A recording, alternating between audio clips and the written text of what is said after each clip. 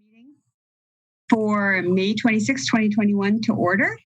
Joe, if you'd please read the instructions. Yes. Thank you. Welcome to our virtual meeting. If you lose connection at any point during the meeting, you can reconnect by clicking the link or calling the number in your original email. Members, if you are able, please activate your video and keep it on for the duration of the meeting. Staff, if you are able, please activate your video when you are speaking. All panelists, that is alders, commission members, and staff, have the ability to mute and unmute themselves. Panelists can also rename themselves if they wish to add pronouns after their name. Please do not alter the naming convention otherwise. Also, please continue to use the raise hand feature when you'd like to be recognized to speak, ask questions, or request a roll call vote. Lowering your hand will take you out of the queue. Members of the public have registered to speak. The name you entered in Zoom must match the name you entered in registration. You will remain muted until called upon. The clerk will tell you when your time is up. After speaking, a member of the body may ask you a question. If you need to share documentation with the commission, please send it to the email listed on today's agenda. Chair Kovich, the floor is yours. Thank you. Patrick, if you'd please do the roll call. Barbara Harrington McKinney. Present. Ann Kovich. Here. Denise Jess. Present. Bill Bremer. Here. Ken Stride. Here. Bridget Brown. Here. Carl Cleans. Here. And Chris McHale is excused, and don't see Alder Miadzi yet. Okay, thank you. Did everybody have an opportunity to review the minutes from the last meeting?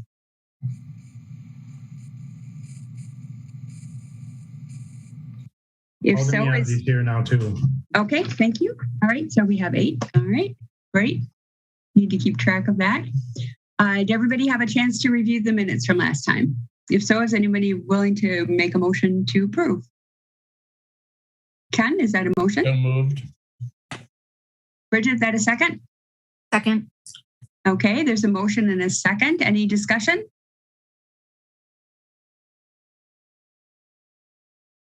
Okay, seeing no hands, I'll assume a unanimous consent vote unless anyone is opposed. If so, please raise your hand. Okay, seeing no hands, motion's carried. Patrick and Joe, you had indicated no public comment on items not on the agenda. I assume that's still true? Correct. Okay.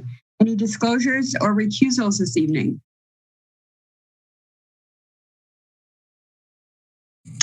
Okay, seeing no hands. Madam Chair, I want to make sure that I go on record that I will be leaving the meeting at 6:30 if we're not complete. Okay, thank you, ma'am.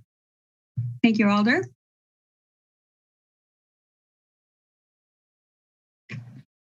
Appreciate you joining us while you can. Okay, let's, I don't see, let me see. Oh, Justin is here. So we'll go to item 2. Justin? Sure.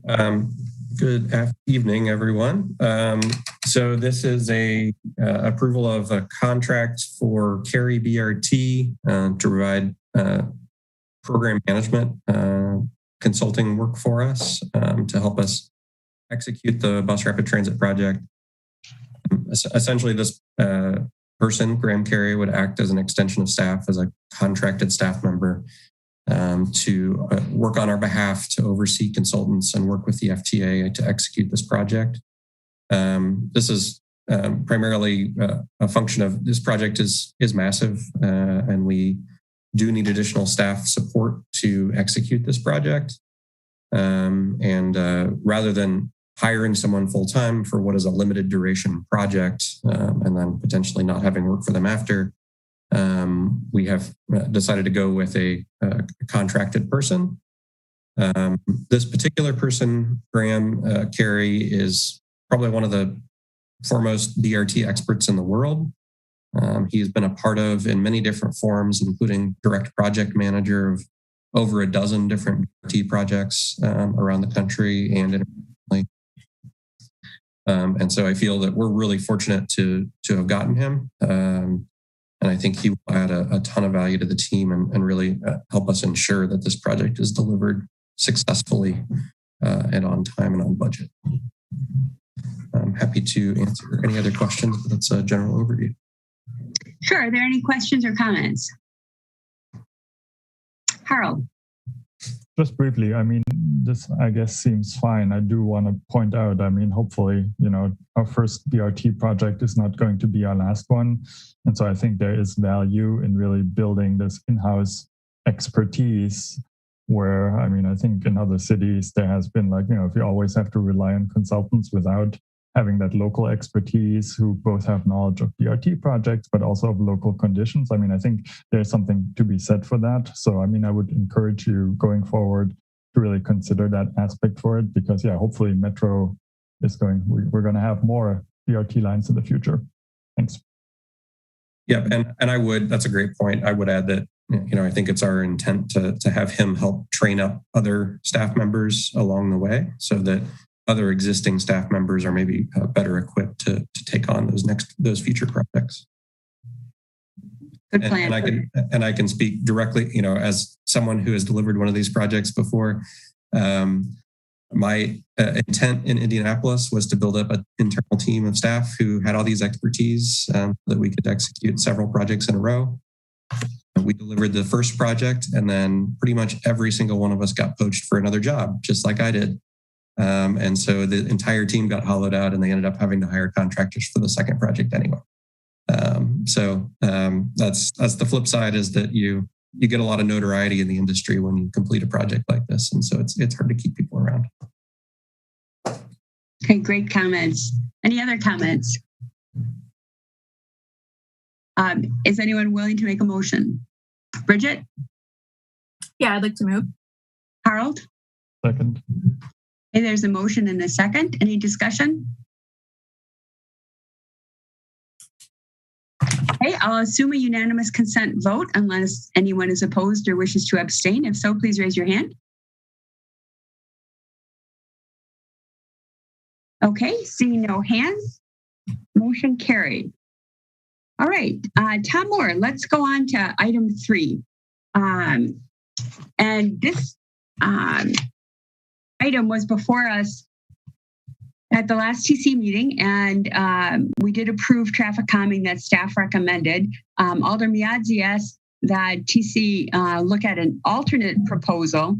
And since this project is going to the Board of Public Works on June 2nd and slated to go out for bid on the 10th and to the council on the 15th, we thought it best to take another look this evening to make sure we had the best opportunity to discuss it rather than having it be re-referred to the TC and have the project slowed down. So, Tom, go ahead. So what you're looking at here is what was approved. And I think there was a little bit confusion on what was being voted on. So I don't have a specific alternate proposal other than I think we wanted to consider possibly removing an island, not doing all 6.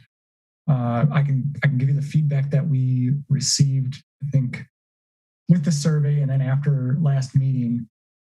And one area was, so I'll zoom in here on this third island. So I kind of numbered them 1, 2, starting from the left. So we heard that these condominiums here, these parking lots oftentimes overflow and people park on the street. And we also heard that there was concerns about vehicles not being able to turn into and out of the driveways because of the island location. So I put in some turning templates just to show that the turning movements can be made. These are a large car. The other area that we heard concern about removing parking in front of the several different condominiums just for people being able to drop off deliveries or park directly in front. So I tried to shift islands around, but this is basically what we looked at last meeting. The one other specific concern was this last island. Making sure that vehicles with trailer, like a camper, can turn out and turn right and not have to go around and So this island was pushed to the east a little bit to make sure that there's enough room for that turning template. So that's really all I had. For our recommendation, I think you could go with this. You could remove an island. I don't think there's really a right or a wrong answer. So I don't know if Alderman Yazzie wanted to say something based on the feedback that he received. Go ahead, Alderman Yazzie. Yes, basically the 1410 location where Tom pointed out, moving that island. I think there was a lot of islands put in there, so removing that could be a good thing. And also too, right by the place where they have the gardens at, you want to move toward where the garden that people have. I guess a lot of people park on that street for that guarding. So I'm wondering if that island, how critical is it, Tom? Do you think if we took that one out, would that be, given that we've taken already the other one at 1410 out, or what do you think about removing and just keeping the rest of them? Can I just clarify, is that are we talking about removing both number 3 and number 4 or just number 4? The possibility of 3 and 4. I'm just seeing what Tom thought. But I think it's critical that we not just remove the one for sure in front of both parking lots entrances. And just wondering what would Tom's viewpoint as far as taking out the one from the guarding, just because I heard that it gets hectic during the summertime as far as parking. Yeah, we heard some of that feedback too, that people that use the gardens park along here and then they kind of cross here to get to the gardens. We wouldn't. There's a question about installing some sort of crosswalk here, but that we would need to get sidewalk and ramps in to do that. So we wouldn't install that with this project. That would be a bigger project, but I think it would be fine to remove it if that's what you feel. I like I said, I don't think we have a strong preference either way.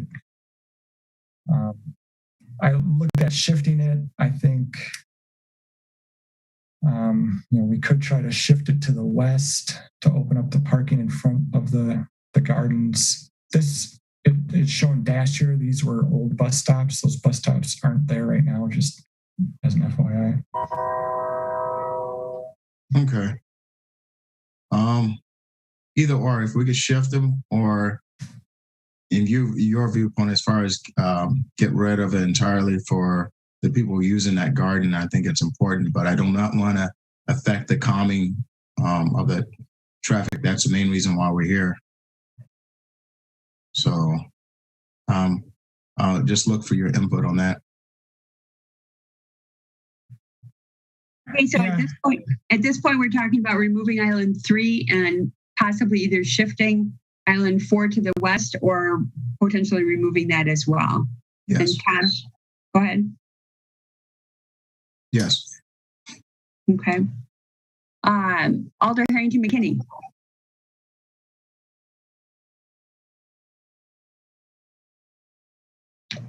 Oh, ma'am, Alder, you had your hand up?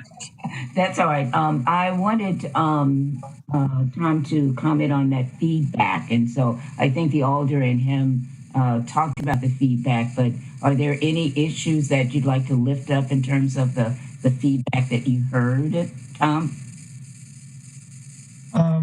It was kind of what we expected. There were a few people that didn't want parking removed. It was, I guess the biggest kind of thing that we took away from the feedback was that a lot of people felt that the on-street parking was needed. So I think that was the biggest issue, was removing parking directly in front of people's condos or directly in front of the gardens. Thank you. Harold. Thank you. Tom, can you roughly what's the distance between the middle? Where are those numbers? Like, I mean, yeah, the one at the garden and the one to either side. Like, what's the distance between those? I am not sure. The parking removal area, I think, is, let's see, I can have that on here. No, I think it's about 160 feet of parking removal. So sorry, I meant the distance between the islands. I guess what I can explain why I'm asking. I think taking that out, to me, it seems like then there's a very long stretch where basically we're not doing anything. And as Alder Miazzi pointed out, I mean, the point here, this is a safety project. And so if it doesn't achieve the safety outcomes, then yeah, it's probably not a good project. So I wanted to make sure that there is something being done, you know, over the whole stretch rather than having a long piece. And especially if people to the gardens cross there, I mean, that's where you really want to keep vehicle speeds down. And so removing that to me seems like maybe counterproductive to the overarching purpose of this project. Harold, if that island 4, which is the one in front of the gardens, island 4 counting from the left, 1, 2, 3, 4, would that address your concerns if it was moved west but retained? Well, I guess that's why I was asking, like, what's the distance between us? Maybe I'm not as good with my spatial imagination of, like, you know, will there be a long stretch of road where people can just speed back up and the islands basically lose their effectiveness if you don't space them every however many feet we think needs to happen? Yeah, Tom, can you comment on that? Right. So from Comanche Way to what would be the 5th island here is somewhere around 1,200 feet. So it's going to be a long stretch. If we remove both of these islands, it's going to be a long stretch without, you know, it's basically going to feel like it is today. It is going to be what it is today. So yeah, that would be the concern, is that you're addressing the eastern end of Wheeler, but you're not addressing this middle of the western end. Mm-hmm. Thank you. Alder Miazzi, would it, if we removed Island 3 and then moved Island 4 to the west to address the concerns about parking in front of the garden, but yet retaining the traffic calming from having the island there, would that address your concerns? Yes, I think that'd be a lot feasible to allow that parking there and move it a little bit and remove just that one. I think that will be feasible to the people of the district a lot better. Okay. Remove island number 3 and move island number 4 to the west. Have I got that right, Tom? Yep. And I guess specifically we could put it west of this driveway. So it's not really in front of anyone's, directly in front of their entranceway. So we would maintain the parking for both of these buildings. Good. That would be perfect. I think that would work. Yep. Okay. Harold? But you did say that there was a metro stop in that area that you just pointed at. So I guess making sure that we're not losing future opportunities. I mean, hopefully metro service is going to resume. Yep. I will check with them just to make sure that we'll do something that works. Okay. Is anyone ready for a motion in this regard?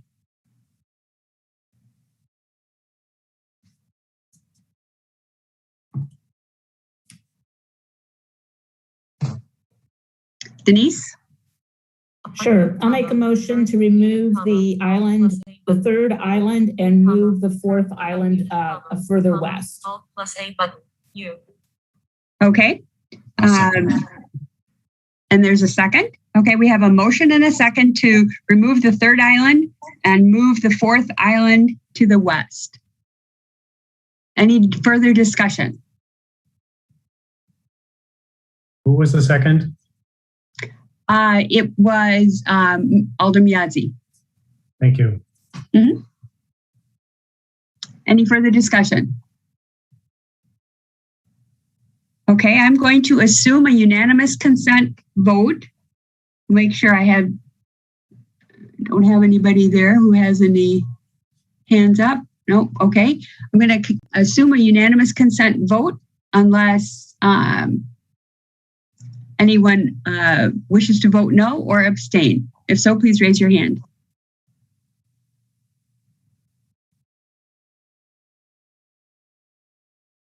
Okay, seeing no hands, the motion is carried. Thank you very much. And hopefully, Alder Miazzi, that works better for the folks in the neighborhood. Thank you. Okay. Let's move on to item 4. Now, this one, I know we do have registrants from the public. So I would propose that staff review the material, and then we'll hear from the registrants and then have discussion. And I do want to make sure that everybody had an opportunity to review those latest 2 emails that Patrick saved in Legistar that he sent an email about, maybe about 3 o'clock. It was fairly late, but they were fairly late in coming in. And the reason I mentioned that is the second to the last one had 55 people registered in favor of the option that provides the additional 5 on-street parking spaces. So that was a huge communication from South Madison United, and I wanted to make sure that everybody had an opportunity to see that. So Chris, is it Chris and Sean, or who's going to be doing this one? I think Sean and Andy will be discussing this one. Okay, Sean and Andy, go ahead.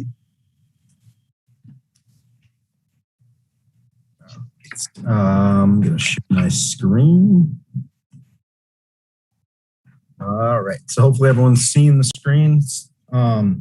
So first off, I want to apologize for the confusion that we had with the numbering of the exhibits.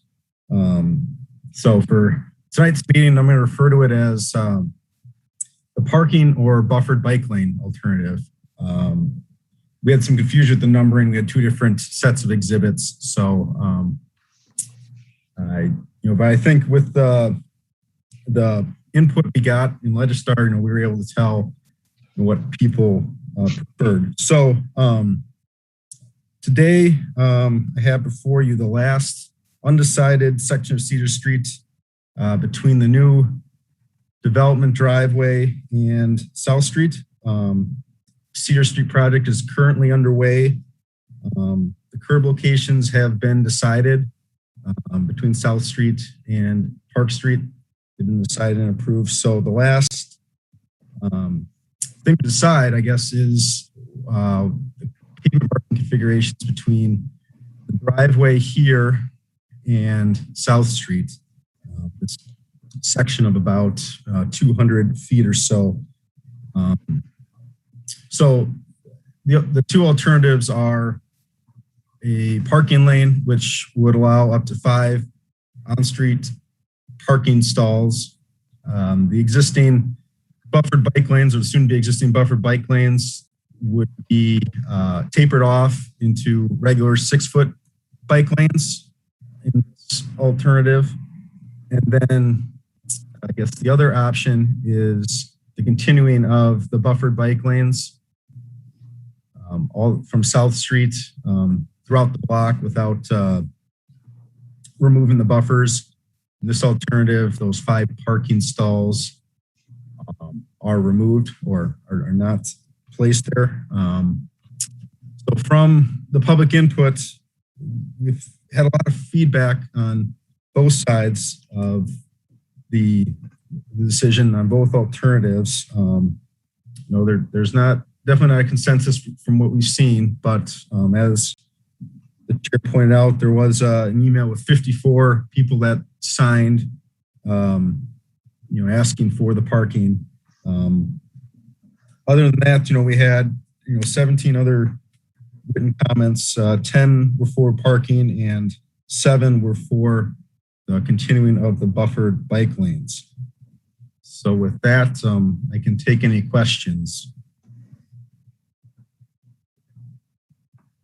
Okay, before we go to the questions, Sean, I think I'd like to hear from the public. Patrick?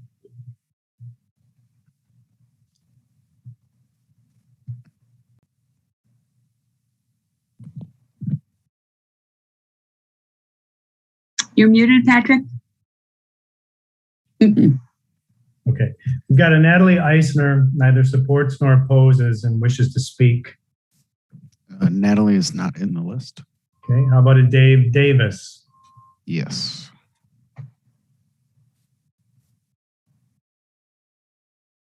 Hi, this is Dave Davis, and I support option 2 because I feel that at this point it's undetermined whether or not that additional 5 parking stalls will benefit or be essential to the success of the new grocery store on the Truman Olson site. But I would prefer to err on the side of caution and have the parking.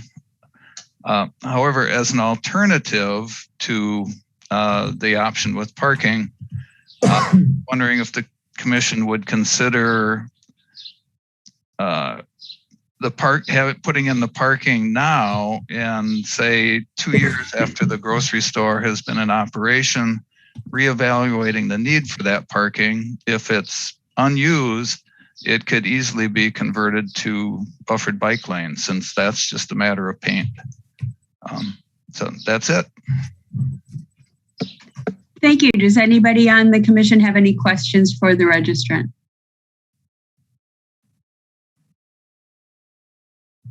Okay, seeing no questions. Patrick? Shar Braxton, neither supports nor opposes and wishes to speak. There is no Shar in the list. Okay. How about a Jeffrey Richter, supports, wishes to speak? Yes. Yes.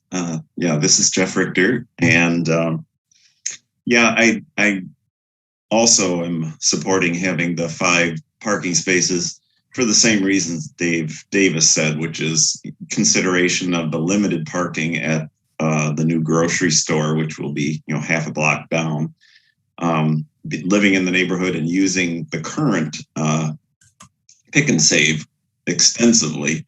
We know that, this is an area that we will be going to on a regular basis. The other piece of it is that, I'm a heavy biker too. When I looked at the drawings, I really appreciate how well they were drawn and how easy it was to understand here. And in really, those 5 parking spaces are consistent with the bike lane markings for that side of the street through that whole block. So to me, it adds the 5 parking spaces that, like I say, those of us who are a little nervous about whether there's adequate parking for this new grocery store, it would address that. But the other piece of it is then the bike lane is consistent across the whole block on the south side of the street. Because when you pass by this particular section, the next section has the parking lane over against the curb and the bike lane, between the lane of traffic. So it would seem like consistency would even say that, it makes sense to do the bike lane that way. And that's what I wanted to say. Thank you very much. Does anyone on the commission have any questions for the registrant? Okay, seeing none. Patrick, do we have anyone else? Andy Meisman? Yeah, hello, can you hear me? Yes, we can. Thank you. Yeah, sorry, I didn't know whether to put opposed or in favor of for my response there, but I'm in favor of the buffered biker lane continuation without the parking. As a cyclist, do you guys have the sections available that you've rendered?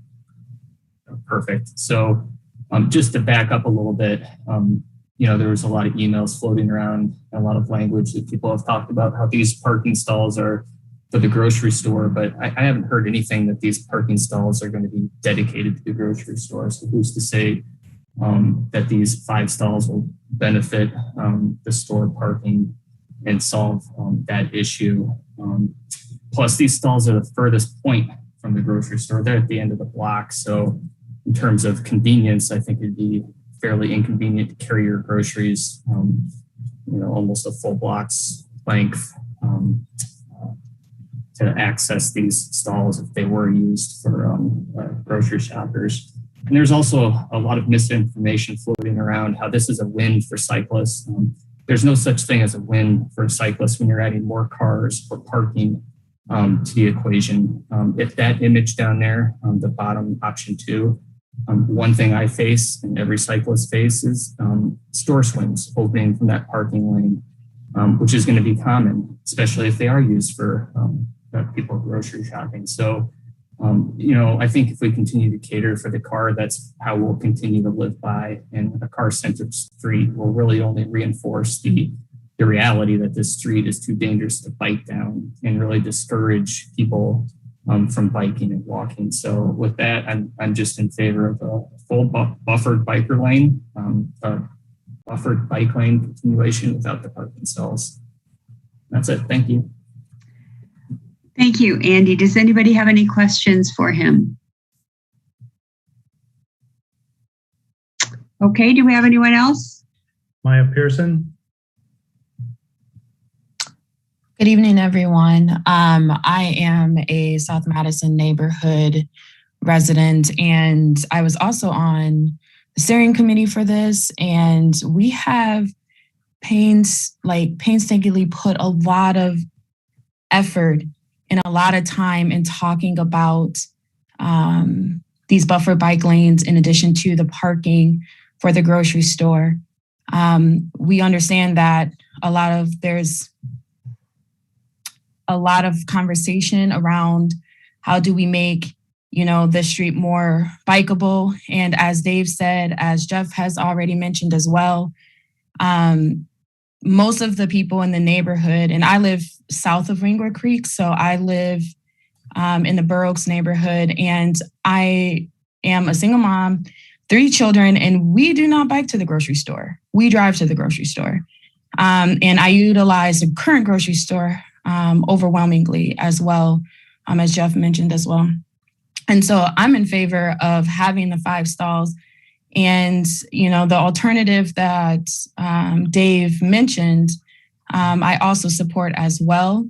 If it turns out that those parking spots are not utilized, then we can reassess. But I just want to remind the commission that we had a long conversation, and a lot of people came out, a lot of people spoke about it.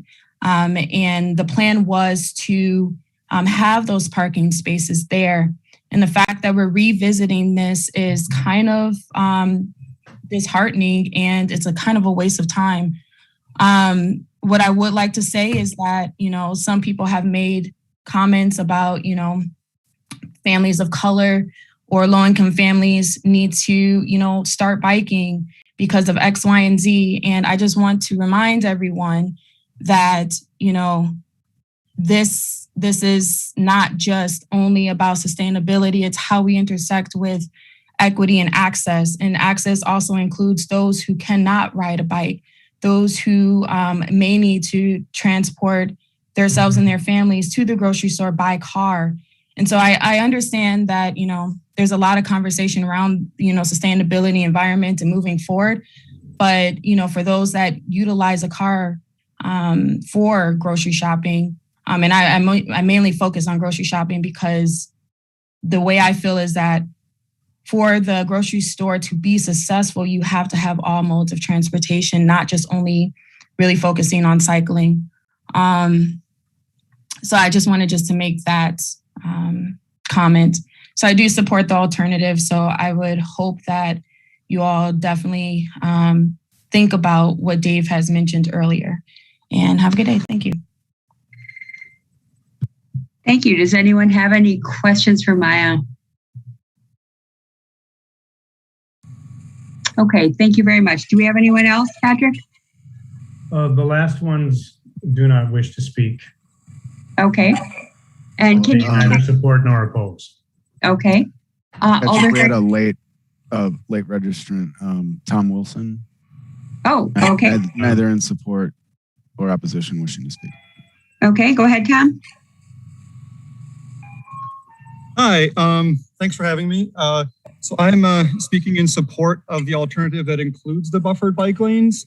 We tend to massively overbuild parking everywhere. So I would suggest that the conservative option is to not include the parking and include the bike lanes. I like to get my groceries, and I typically bring a trailer because that's how I can actually get enough in one load to get me through a week. And I often will use either for the co-op or festival or the existing Pick and Save on Park Street. And it's difficult, particularly on East Wash, where you have a bike lane next to parked cars with a trailer. You're always afraid of either being run over on one side or being doored on the other. So, to make this street 80% safe and then the other 20% kind of leave it, I don't know, it just doesn't seem like, why are we doing it at all if we're not going to do it all the way? The other thing is I hear quite a bit about how parts of Madison are underserved by good, safe transportation for all modes. And this is a part of Madison that needs good, safe transportation for all modes. A lot of people don't have a car, and it's really about making the space humane for everyone. And the option with the bike lane, the buffered bike lane, is the option that accommodates all modes. Cars are perfectly well accommodated in that option. However, I mean, if the overwhelming sentiment is that people don't want the safe option for everyone, then I don't know what to say. But please support the option that has a safe accommodation for all modes. Thank you. Thank you, Tom. Does anybody have any questions for Tom? Alder Harrington McKinney, you have your hand up. Yes, I had a question for Maya Pearson. I don't know if she's still available. Sure. I'm sorry that I missed that earlier. Maya, is Maya still there? I'm still here. Okay. Thank you, Maya. You mentioned having different modalities of transportation, and you really spoke to equity and inclusion in terms of underrepresented. Would you say more about that in terms of what your thought was and to share with the commissioners?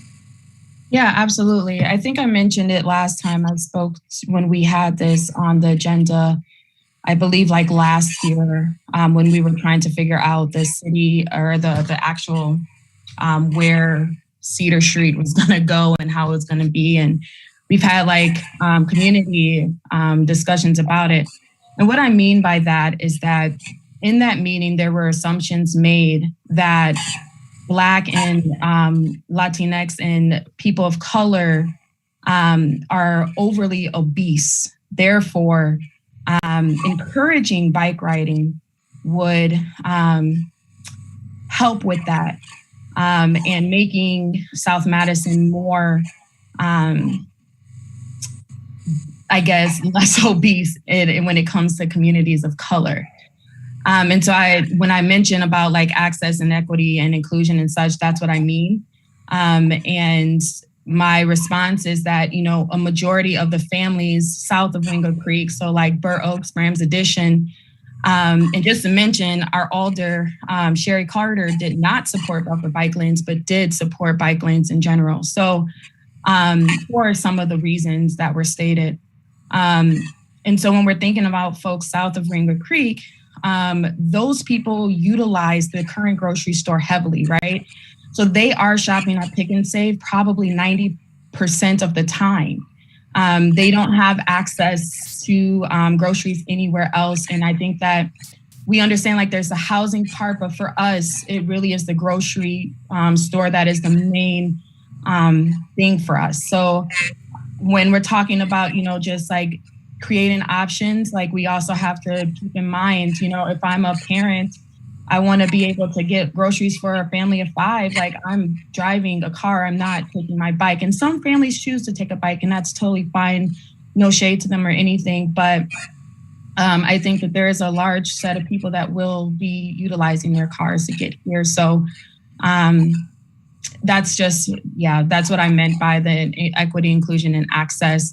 And how this idea that we have to be bikers to push not being obese was very disrespectful in some regards. So does that make sense? Thank you very much. It makes perfect sense. Thank you for sharing. Absolutely. Thank you for asking. All right. That concludes my questioning. Thank you, Alder. Alder Yazzie.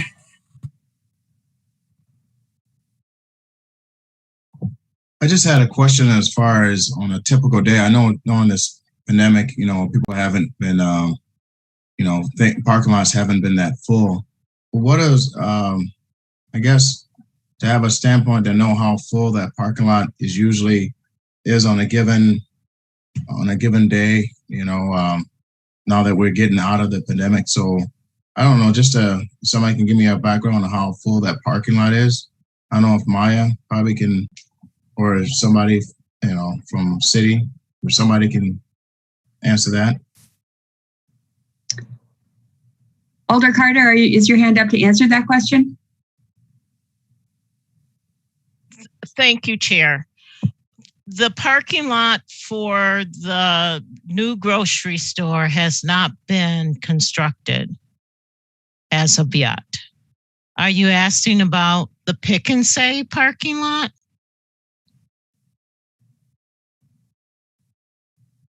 Yes. I believe the Pick and Say parking lot on a good day is probably in Alder Evers, which can answer this too, because it is in his district. But I would say on a good day is probably anywhere from 70 to 80% full. And it depends on the time, of course. But Alder Evers, can you chime in? Yeah, I think it varies. There's additional parking behind the Pick and Say that belongs to SSM that folks use. So it's hard to say. I have rarely been by there where it feels like to me it's any more than half full, but I am not there all the time. And I think it varies according to time, but it would be helpful, I think, to review the plans for the new project regarding the parking plan that's been submitted and approved by traffic engineering, the parking spaces that are designated along Cedar Street, and the backup plan that the project has in mind should there be needed parking, that they could lease spaces across the street in the large surface parking lot that's right behind Pick and Save. But I can address that if there's more specifically. I have new information from the developers regarding their parking plan if the commission's interested in hearing that. Is that what you were interested in, Alder Yazzie? Yes. Go ahead, Alder Evers. Yes, and checking with the developer, who, by the way, is not weighed in. The development team is not weighed in on these 5 parking spaces. They've not asked for these. They have expressed that they're content with their parking plan and with the 17 parking spaces identified on the street. Their parking plan in total at 1402 will include 162 parking spots. The spots for the residents, for the housing, those spots will be numbered and assigned to each resident who selects parking. The spots for Lunas will be reserved solely for Lunas and will be signed for customer store use only. And if you're wondering, well, what's to keep a resident or for somebody else parking in there? I have done that before at Trader Joe's, where I parked in their parking lot and then wandered down the street on Monroe Street to shop at the stores there and came back to find a ticket. And so I've never done that before. So there will be management of the parking within the project designated for the grocery store. In addition, there is spacious surface parking right across the street, closer in fact than the 5 parking spaces that are in question and have people all anxious about somewhat down the street. And Alder Yazzie, I think you had asked Maya a question. Joe, is that Maya's hand who's up in the attendees? Yes. So we did some kind of work around like community work, like the community members to just kind of like clock how many people are coming through. Around like dinner time, I would say the parking lot in the current Pick and Save is the most full. And I have a grocery store, I grocery shop there pretty much every day, every night, or every other day or so. And I would say Alder Carter is spot on. It's about 80% full, like 80 to 85% full during those times when it's the most busiest. As far as the parking spaces go for the grocery store, I think one thing to remember is that it is a shared lot. And so some of the things that Alder Evers mentioned definitely are important to consider. But also too that, you know, some of the spots that he is referencing that can happen across the street. And this is just background, like there's no, like we don't know exactly once this, our grocery store and the housing project is built, we don't know what is going to happen with the lot next door. We don't know what is going to happen with the SSM lot next door as well. And so even if, you know, right now that might be the case that those spaces might be utilized, that's not to say that will be down the lane. So again, I think thinking about it, Dave definitely presented a good option that is in line with both options, looking to do the parking for the 5 spaces and then looking for an alternative in a couple years to see if we actually utilize those spaces or not, and converting them to the buffers, I think is a good compromise. Thank you. Thank you very much. Bridget, you're next. Yeah, I just, so thanks for Alder Evers for explaining some of the parking situation. I'm wondering, and I just don't remember all the details when we originally had this conversation, maybe the city, if you folks have offhand the analysis of the parking need for the grocery store based on the occupancy that is available for that facility. I will say that, so as somebody who lived in that neighborhood for about 10 years, even when the parking lot at Pick and Save isn't full, there's a section of that parking lot that's always kind of dark and isn't very inviting for parking. And I don't feel particularly safe parking there. So I just wanted to get some assurance that, you know, the new parking lot, you know, I don't see any lighting plan, but I just want to make sure that there's some thought being given to, you know, ensuring that the entirety of that parking lot is going to be lit and is going to be considered for safety as well as the perception of safety. Otherwise, I could definitely see how, you know, additional 5 spots on the street could certainly feel safer than, you know, some of the spots, at least in the current Pick and Save lot. So Sean, I don't know if you have any of that information offhand about, you know, what the analysis shows for the need for parking spots for that grocery store and what will be provided as assured, you know, parking for the facility at this time with the approved plans.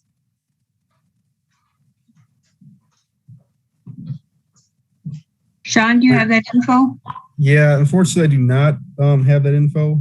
Parking minimums, maximums is determined by zoning, but you know, to my understanding, they are within the allowed amount of parking per zoning. Well, I would think, I'm assuming there's some sort of a minimum required parking accommodation for this in any kind of approved facility. Is that right? Or am I thinking incorrectly? So I believe that is correct, and I believe they are meeting the minimum, but that's a zoning requirement and not a traffic engineering requirement. So fortunately, I don't have those numbers. Okay. Alder Evers, I know you had the parking information. Do you happen to have that available? Well, I will say that there are 60 spaces designated again within the parking garage that will be signed and lit as official parking spaces for the grocery store. 17 spaces in between the entrance to the parking garage and Park Street that will also, that'll be street parking adjacent to the entrance of the grocery store. So I don't have the specs on, other than that this parking plan has been approved by traffic engineering. Do you happen to know how that compares to the current available parking at the existing Pick and Save? I believe they have more like 90 some spaces at the current Pick and Save. Yes, they do. And so I've asked, and both Luna's requested 60 spaces for themselves to be designated. And I've again checked back with the development team saying, do they have any interest in having, they were very interested in having these 17 spaces, they were designated as a result of a compromise with Transportation Commission. If those of you who have been on this committee for some time are aware that initially the decision was to remove street parking entirely from Cedar Street, but the geometry of the street changed and allowed for 17 street parking spaces that could be for the use of the grocery store. I have checked again, the developers and have not expressed interest in and a need for these 5 parking spaces. There seems to be a lot of anxiety that this, in the absence of these 5 parking spaces, that the grocery store could fail or could suffer or go out of business. I've seen this in some of the emails back and forth. That concern has not been expressed to me by the grocery store or by the development team. Okay, thank you, Alder. Alder Foster. Thank you, Chair. My apologies. Looks like my video is not working. Just one question or clarification for Sean. In the what you have up right now, it shows sort of 7-foot bike lanes and 6-foot bike lanes and the 2 alternatives. Can you just confirm that the bike lanes that are along the curb, that's actually bike lane plus gutter pan? So those are actually 5-foot bike lanes in the top scenario and 4-foot bike lane on the bottom. Yeah, that's a good clarification. Yeah, that is correct. So the bike lanes adjacent to curb are actually 2 feet less technically of pavement. So yes, 4 feet on the bottom drawing and then 3 feet on the top drawing. Or I'm sorry, 5 feet on the top drawing, 4 feet on the bottom drawing.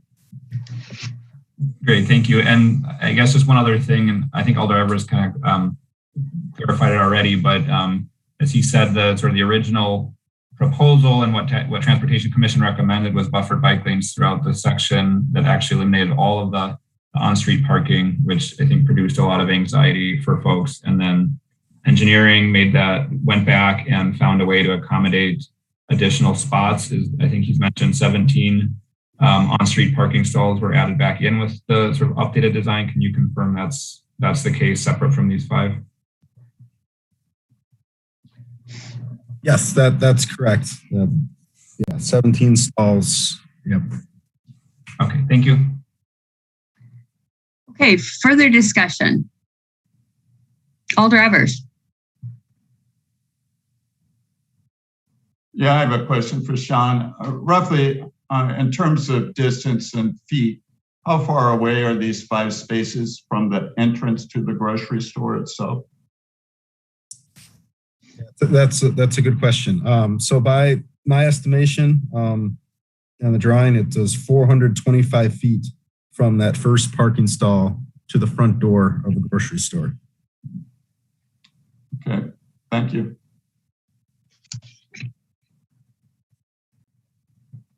Other questions or comments? Alder Evers, go ahead. Well, I do want to speak to the equity concerns here that have been raised. And it's very important that all voices be heard.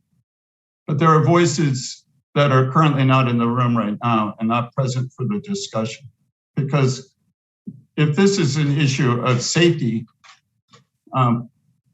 what about the voices and concerns of the residents who are going to be living in the 150 units of affordable housing at this project, including 20-some 3-bedroom units? So it's estimated there'll be quite a few children who will be living here. I do want to encourage people to think that the purpose of these bike lanes is not, should the commission move forward with them, would not be simply to enhance bicycling to the grocery store. But I think, if I understand it clearly, it's a part of the city's commitment whenever a new street is built or a street is reconstructed to do these projects with a complete streets concept in mind wherever possible. And so what does that mean for the parents of a 5-year-old who's learning how to ride their bike? Does it say, no, you can't ride your bike on Cedar Street because it's not safe? It's not safe for a 5-year-old? Yeah, it's fine for an 18-year-old or somebody who's really good on their bike. Is it not safe for somebody on a tricycle or a person with disabilities? Is it an elderly person who still wants to ride their bike but doesn't feel super secure riding their bike right next to traffic like that? So there will be residents in this project. They're not in this room. They're not at this table. But equity also means that we need to pay attention to their voices as well. This is unfortunately being pitted as sustainability versus equity, which is reminiscent of a discussion we had recently at council. I would encourage everybody to try to think about harmonizing those two important values. Thank you, Alder Evers. Alder Foster. Thank you, Ann. I wanted to provide a few comments. I guess first off, I'm honestly a little surprised by the advocacy around putting in these additional 5 spots at the cost of the buffered bike lanes. I think when this item was before us previously and the discussion and the decision was between buffered bike lanes and no parking and the impact that would have on the new development, particularly the grocery store, I think that was a much more difficult decision. And I think both sides really had strong arguments in that case. The Transportation Commission still voted to move forward with the buffered bike lanes over the parking in spite of that meaning no parking stalls. And when engineering staff went back to the drawing board and came up with, I guess you could call it a compromise solution, but quite honestly, it was great. Coming up with 17 parking stalls all along the frontage of this development, particularly right in front of the grocery store, and being able to maintain the buffered bike lanes was, to me, just felt like great. Everybody wins. And the fact that we're back here now arguing about, well, let's add another 5, basically at the end of the block, not even in front of the grocery store, next to South Street, which has actually a fair amount of on-street capacity already. I worked for 14 years at the Dean Clinic on that street, and I know this area very well, and there's capacity there today. To me, this is really an easy decision. I think part of it, for those that don't bike much on the streets, I can see, well, buffered versus not buffered. Well, that's what does that mean? We're talking about 14 feet of space for someone riding a bicycle or a tricycle with or without a trailer and a motor vehicle, maybe a car, maybe a large truck. And when you have a large truck and you're trying to ride a bike between that and a parked car, 14 feet of space is not enough. And so when we're talking about buffer, we're just simply saying having enough space for there to be a motor vehicle, someone on a bicycle, and where there is a parked car, there's a parked car, versus 18 feet in the buffered version. So it's really significant. It really makes a huge difference. Some people talked about, well, who cares about this little street? It's not that important. We're moving forward with an extension of the Cannonball Path that will come out right at the end of South Street. This is going to be a huge and important connection for the entire South Side, and we need to be thinking forward in that way. These extra stalls at the end, even in our earlier conversations, these were never imagined to be serving the grocery store. These were suggested as, well, what if residents have overnight guests and need somewhere to park? And again, the reality is there's spots available on South Street, and that parking lot at SSM is massive, and nobody is there overnight.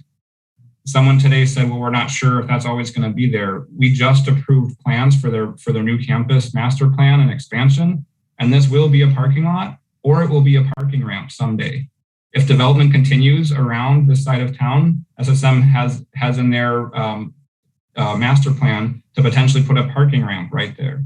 We are not going to be short of car parking in this area. I think two other things. One, someone suggested sort of a compromise. Well, why don't we just start with the parking, and if it turns out we don't need them, we can put the buffered bike lanes. I guess I would suggest the opposite. Start with the buffered bike lanes, and really in a couple of years, if we find that there's simply not enough parking and that's what needs to happen, then pull the buffers out and install the on-street spots. And the last thing I'll say is actually not for the area that's being discussed right now, but in the other part. And Sean, I don't know if you can scroll to the section that says it's the same in both models, because this actually is different than what we had looked at previously. I just wanted to give a recommendation on this part because as it's shown, it's a 7-foot parking lane. I believe it's a 2-foot buffer and a 4-foot bike lane. So that's a 13 feet for parking and bike lane, and that's way too tight. That's going to be a really big problem. So I know the curbs are already set, but I would really suggest pulling out a foot of the bike lane and a foot of the buffer on the north side. So skinning that up to a 4-foot bike lane and a 2-foot buffer, and using those 2 extra feet to get basically to get a door zone between that parking spots and the bike lane in front of the grocery store, because that's going to be really high turnover, and it should be 15 feet for parked cars and bike lane, not 13. That's all I have. Thank you. Sean, do you want to address that?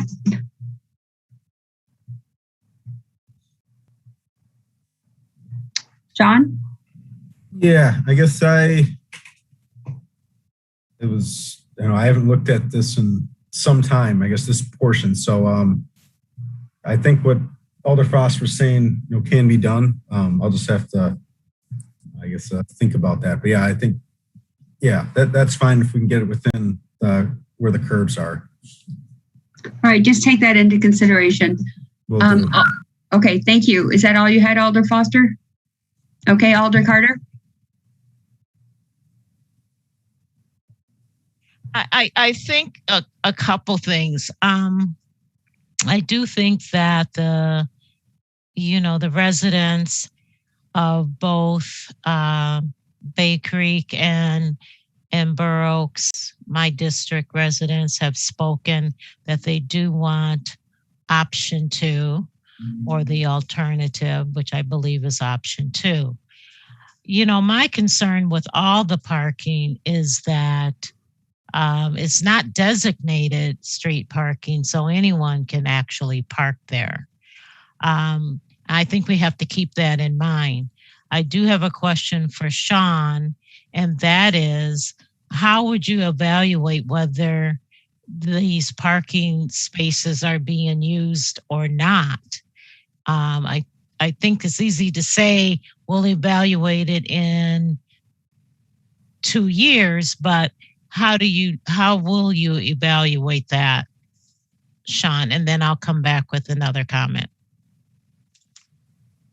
Yes, that's a great question. So through the parking utility, I believe they do the occupancy studies. So that's something that we could do. I mean, we would definitely have to set some sort of time limit as to when we'd want to come back and reevaluate, but we could, with parking utilities help, evaluate occupancy of those stalls, and that's I believe entails sampling of different times and going out there and seeing how many stalls are occupied and on a consistent basis to get a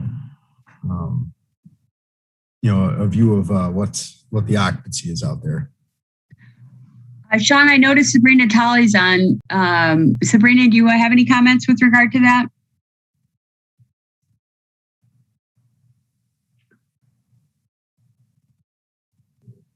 I thought I saw her on there. Sabrina, are you there?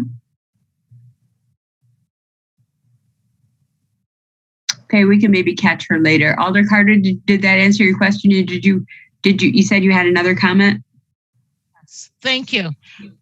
My comment is this. I think that with the amount of public participation we've had with this particular project, and we've known that what they've asked for has been loud and clear, that this is the time that we should go with, I would say, with the option 2 and see if that works. And since Sean did describe how they would reevaluate it, it can always go back to option 1. Thank you. Thank you, Alder. Harold. Thank you. Question for staff. I mean, is there any precedent for doing something like this? I mean, I remember hearing talk about, oh yeah, it's just paint, but are there actually any examples in the city where we have put in parking and then we evaluated it and suddenly it disappeared? I guess I'm somewhat concerned that there's no real interest in evaluating that, and no matter what happens, or the parking, you know, there's a car in there occasionally, therefore we need it. So I guess, is there any precedent for where we have done something similar, or the reverse, where we put in a bike lane and we evaluated that nobody's biking in there, and therefore we removed the bike lane and converted it into parking? So yeah, that's a good question. Not that I am aware of. That's similar to this, where we've we've removed paint. But I will say this would be similar to some of the tests that we've done. Removing a lane, and we've done that with barrels, but it would be more of a long-term test. So we've done that in a few situations to evaluate what the situation would be under different alternatives. I guess what I'm thinking of is Wallbridge in Milwaukee is one of those where we put temporary curb out there for a year or two to see what would happen if we removed the lane. So we've done similar things, but I don't believe that we've done anything like this. But I think it'd be something similar where we'd have a time frame selected, and then after that time frame, then we'd have it reevaluated, and we'd be studying it during that time frame as well. Similar to the pilots we've done, Sean? Yeah, similar to that. That's how I would envision it. Okay, yeah, I mean, I guess I'm somewhat concerned because, I mean, one of the reasons why we put in buffered bike lanes is partly to avoid these safety issues that multiple commenters have pointed out, where, like, I mean, if this is indeed, as people think, will be used heavily for the grocery store, and therefore will be lots of parking turnover with people opening doors into the bike lane and overall narrow lanes. And of course, these safety events are hopefully, I mean, really hopefully going to be rare that somebody actually gets injured. But I mean, that's a real concern that I would have with any experimental setup. Like, well, let's see if somebody gets injured. And if so, well, then we remove the parking. To me, it seems safer to do it the other way around if we want to go and reverse the decision that the Transportation Commission has made in the past to recommend buffered bike lanes in the whole corridor. Like, if we do want to reverse that and want to do some sort of experimental evaluating setup, I would go with the safety first option. And then if that for some reason leads to, I'm not entirely sure what outcome, then we reevaluate and like add those 5 spots at the far corner. Thank you. Yeah, Sean and Yang, if you want to comment on the safety issue, because there are 2 options being presented, and I guess I would have assumed you wouldn't have presented us with an option that wasn't considered safe. So do either of you want to comment on that?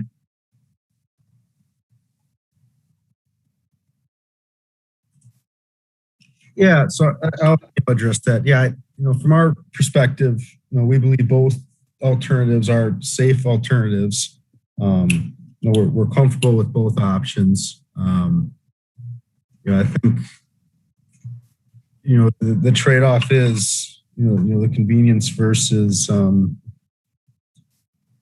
I guess the bike, the better bike facility, the convenience of the parking there versus the better bike facility. But in our opinion, they're both safe alternatives that we feel comfortable with. Okay, thank you. Harold, go ahead. Yeah, can I follow up on that? So you're saying they are equally safe and like dooring is not a concern at all? I mean, it seems like one of the designs eliminates that risk to zero. The other one does not. And I guess you're saying the risk that the option 2 presents is, I guess, acceptable. Is that what you're saying? Yeah, I think that, that summarizes it. I think, obviously for, a biker, it is safer to have the buffered bike lanes there. I guess, that trade-off is the value of that parking versus the increased safety of the biker. I guess that's kind of the trade-off that we're dealing with here. And I think in both scenarios, we think that they're both acceptable. And in line with the city's Vision Zero policy that really seeks to eliminate all serious injuries and fatalities in our transportation system. Yes. Okay, interesting. Thank you. Yang, are you, I see you on, I don't see Yang on here anymore. Are you on? I'm here, yeah. Oh, there you are. Oh, yeah. You popped up on me. You want to go ahead and comment? You want to go ahead and comment on that, please? Yeah, I think that's a really good question. And I think what Sean trying to say is that both design are generally safe according to street design standards, but there definitely are differences, and especially for bicyclists. I think there are different safety implications. Buffer bike lanes definitely offers more safety and more comfort for bikers of all abilities. Also, with a buffer bike lane, you may have more users using that space. So, without it, you may have less users. So you may see same number of safety record, but the number of users might be different. Of course, it's a balance, right? So that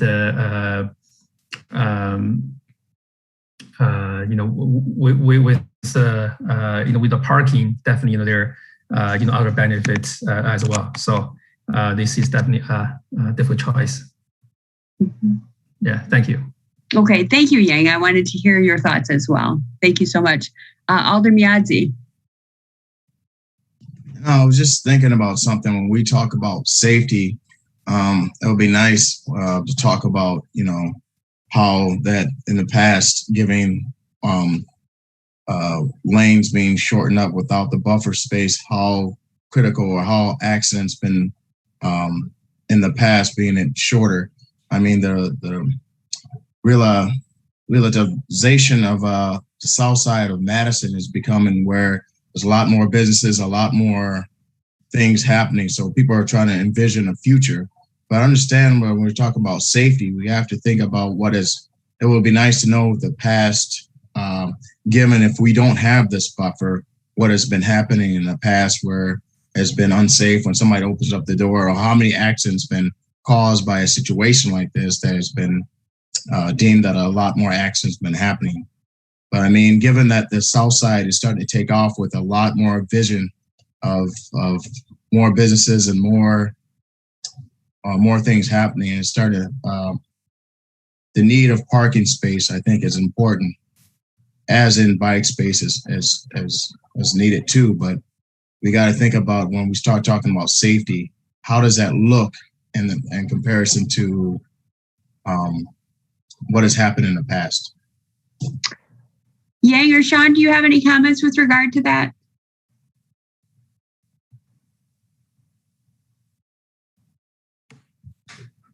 So I will try to answer that, but Sean definitely feel free to chime in. You actually may have more recent data.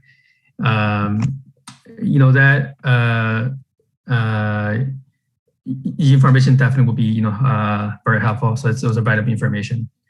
There are a few typical types of crashes involving bicycles, and car drawing is a common type. That kind of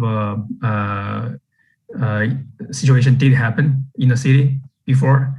Generally speaking, we don't have a whole lot of crashes compared to other cities, and we generally don't have a whole lot of crash related to bikes. And we're generally safe. We're generally safe city compared to other cities, but we are far from what are we trying to achieve by Vision Zero. And typically, when crashes happens, bicyclists and pedestrians are more vulnerable, so they tend to be injured more than people in a vehicle. I do think there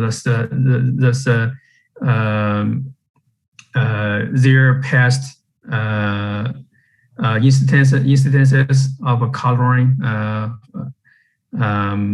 and the buffer design definitely will help to address that. Sean, feel free to add if you have anything else.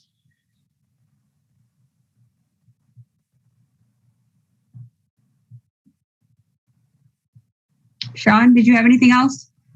No, I don't have anything to add to that. I think Yang covered that pretty well. Okay, Alder Miazzi, did that answer your question? Yes, thank you. Okay, Alder Foster, go ahead.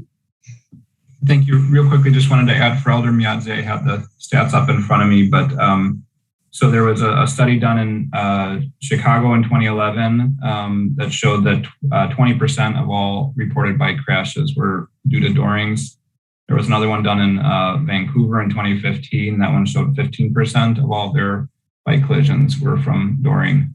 In the case of Chicago, that equaled almost one dooring per day. Obviously, Chicago is a larger city than Madison, but just to give you a sense of kind of how frequent of an issue it is. And so obviously, creating more door zone bike lanes is only going to increase the likelihood of those occurrences here in Madison. Renee, go ahead.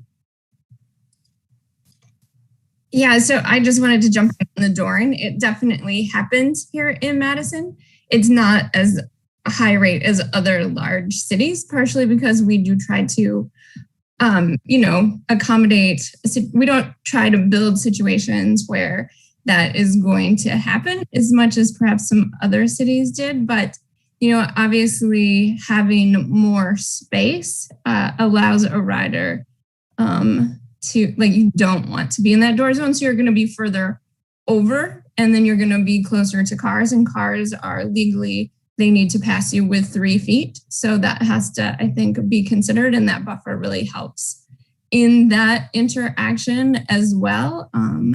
And obviously it allows more space for a car. If they are distracted for a moment, they have more time to correct.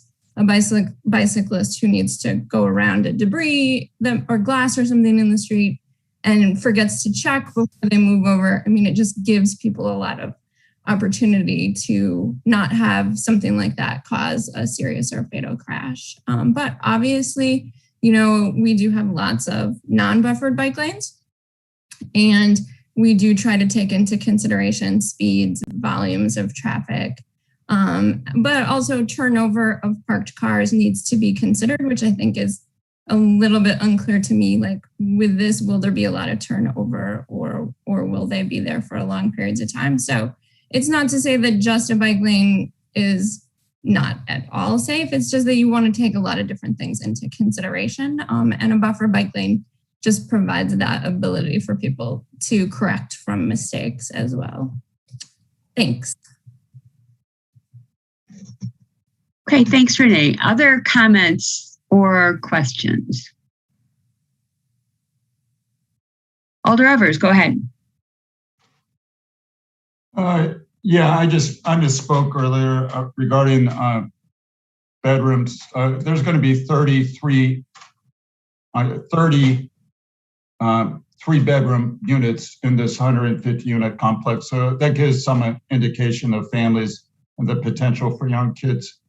And I will say to the commission, I'm rather ambivalent about this. There is a tremendous amount of anxiety about thinking folks who are concerned that this grocery store is going to fail. And that is because of how important it really is. And it's why I've made it the number one priority to really push to avoid any gap in grocery services. But I will say that the development team and the project feels confident that they have the parking they need.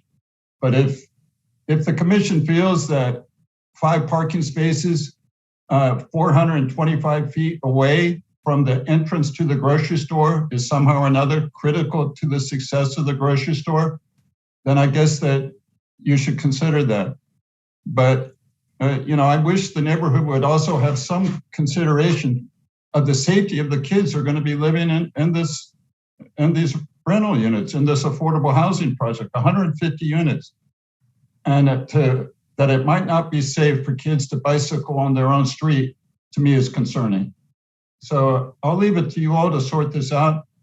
I do think that we're making a mountain out of a molehill here. Your decision's not going to impact the success of the grocery store. That is guaranteed in and of itself. The 5 spaces are not determinative in the future of what happens there. Thanks. Thank you, Alder. Other comments?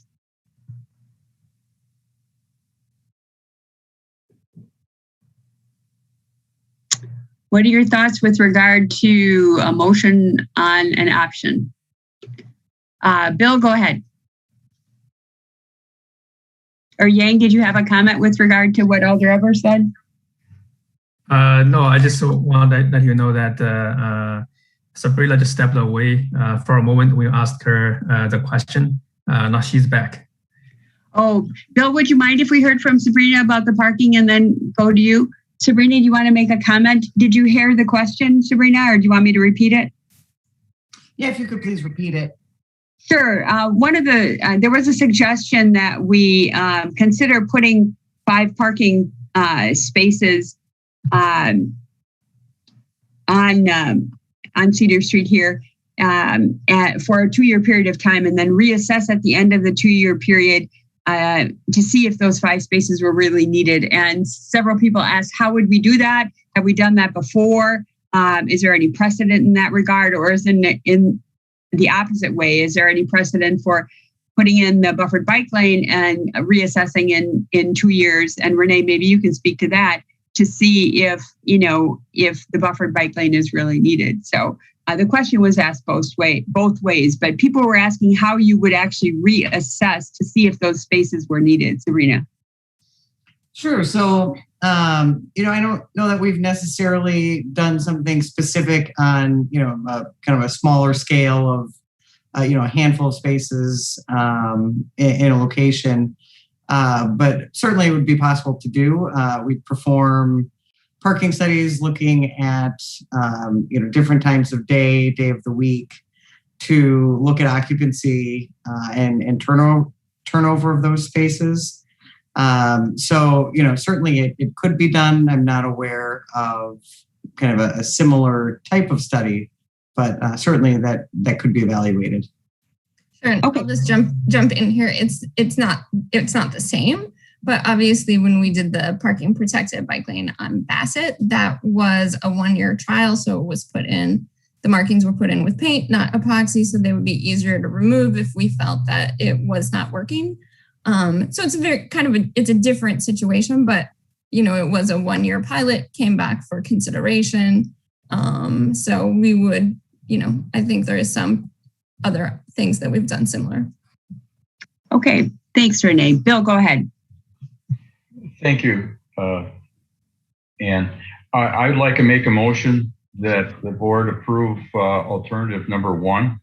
And if there's second, I'll speak to my motion. Bill, can I just clarify by alternative number 1, you mean where the bike lane buffers continue to the intersection? Correct. Okay. So there's motion Let is the buffer be used. Yes. Yes. So buffer. it's the what we're considering the buffered bike lane option. Yes. And Alder Harrington McKinney, is that a second? No, that there is not a second. I just want to know at what point can we speak for or against the motion, because I will not be supporting that motion. So I just need proper notice and where to give input. Sure. I'm waiting to see if there's a second. Ken, is that a second? Yes. Okay. So Bill, if you could speak to your motion, and then we'll have Alder Harrington McKinney offer her thoughts. Thank you. Thank you. I think from the testimony tonight, there was a number of good points made for both options, but I think the things that struck me the important is the what Alder Evers said as far as the people that are going to be living in that they need a safe as possible for the people, the children that are going to be living there, and I think that's important, and I think that buffered bike lane I think will serve that purpose. The other thing that struck me was what Alder Foster said as far as the city moves forward with the cannonball and so forth, that this has the potential to become an important link in our bicycle system throughout the city, not just on the street, but at where it connects to. So I think that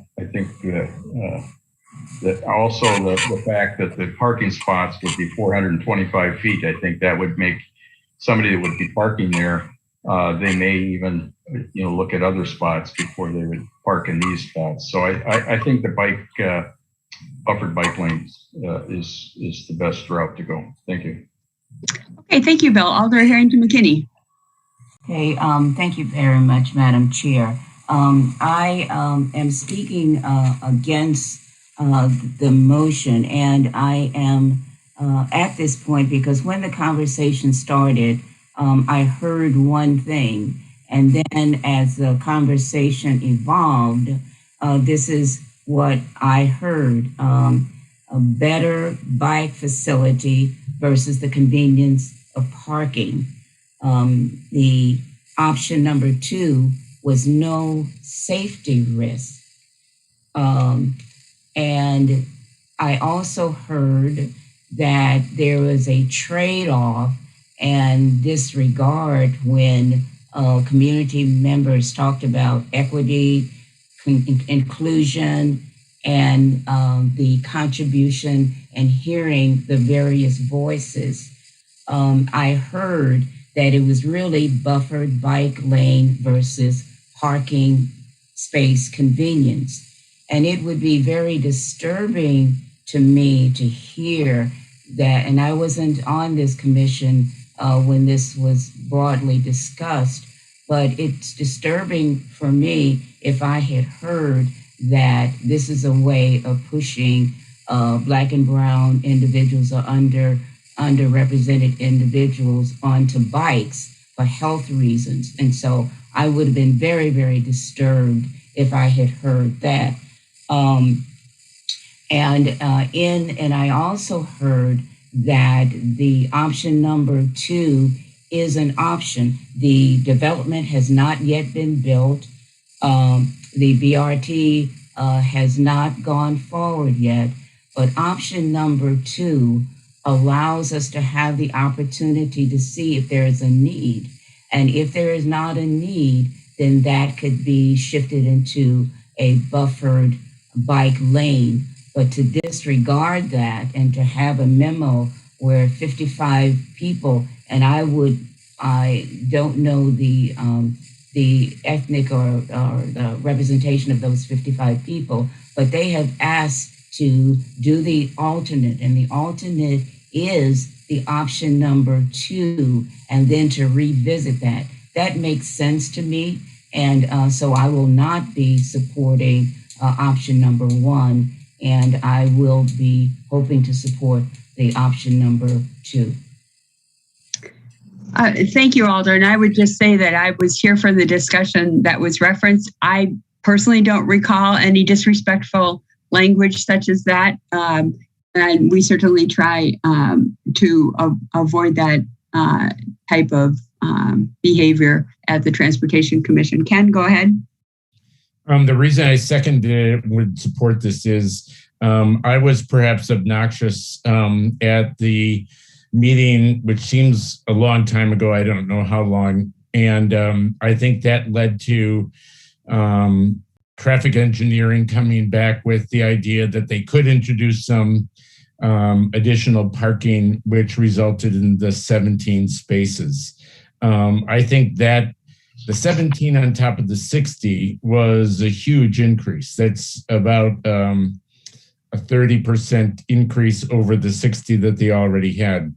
The other reason is I totally trust that Alder will continue to be in touch with the developers, will continue to be in touch with the Lunas, and that if it does get to the situation that they believe that those 5 additional spaces are important to the success, I think we will hear 5 months sooner than anyone would suspect we would otherwise hear. I totally trust that they are going to be looking at turnover. They'll be looking at the utilization of the 17 spaces, and that, again, it's not like we're pouring curbs here, and that if it really comes up, I think TAG will bring us that concern far before 2 years, if in fact that's when they start seeing that kind of problem coming up. So that's why I would be supporting. Thank you, Ken. Harold, go ahead.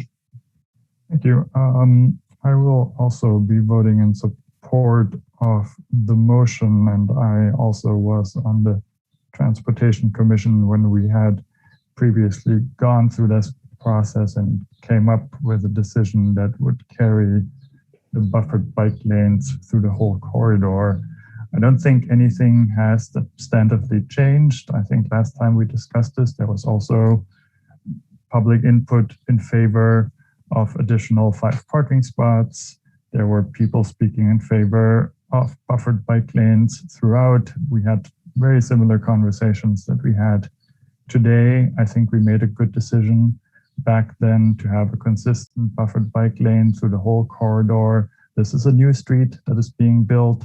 I mean, on the Transportation Commission, we often deal with streets that have been in place for 30 years, 50 years, 100 years, where there are many, many constraints that limit us in what we can do to achieve a safe environment for all users, and all users that use the method of transportation that they use for various reasons, because they want to, because it saves them money, because they have to, because they cannot afford anything else. I mean, people bike for different reasons, people walk for different reasons, people drive for different reasons. And so we have the opportunity to build this new street in a safe systems perspective design that eliminates one substantial risk from people being doored. And so I really think this is the way to go. We should reinforce the decision that we made last time and build a safe street for everybody in the spirit of Vision Zero. Thank you. Thank you, Harold. Alder Carter, go ahead. I just want to make sure that we're talking about using paint for markings if we're going to revisit this. And I think that got lost in the motion. The motion is to go with option 1, where the bike lane buffers continue to the intersection. Sean, do you want to comment on how those buffered bike lanes will be marked? Yes. So as the current I guess, pavement marking plan is that would be an epoxy. So I would recommend that the motion states that they were painted, call that out, because that'd be different than what is normal. If we want to revisit this in the future, I'd recommend that that be called out. Thank you, Sean. That was my concern, that it wasn't in the motion. Bill and Ken, it was your motion. What was your intent? It was not in the motion. Okay. That there would be a change. It would be epoxy. Okay. And there was not. I agree with what Ken said, that it doesn't. I don't believe it needs to be in the motion as far as re-examining whether there needs to be a change, because I think that the alder will keep the commission and traffic engineering apprised if there's something that makes it look like there's a dire need for a change. And Alder Carter, you're one of the alders who are impacted here, so. Yes, and I just wanted that clarification so I know. So Sean has cleared that up, and both Alder Evers and myself will keep abreast of this project. Thank you. So let me just clarify, Bill and Ken, your motion was just to go with the buffered bike lane option 1, where the buffered bike lanes continue to the intersection. And there wasn't any clarification that would be how you would normally do buffered bike lanes, which means it would be epoxy and not painted lines. Is that correct? That is correct. Okay. That's my understanding as well. Epoxy can be undone. It takes a little bit more effort, but it can. Okay, Alder Carter, did you have any other comments?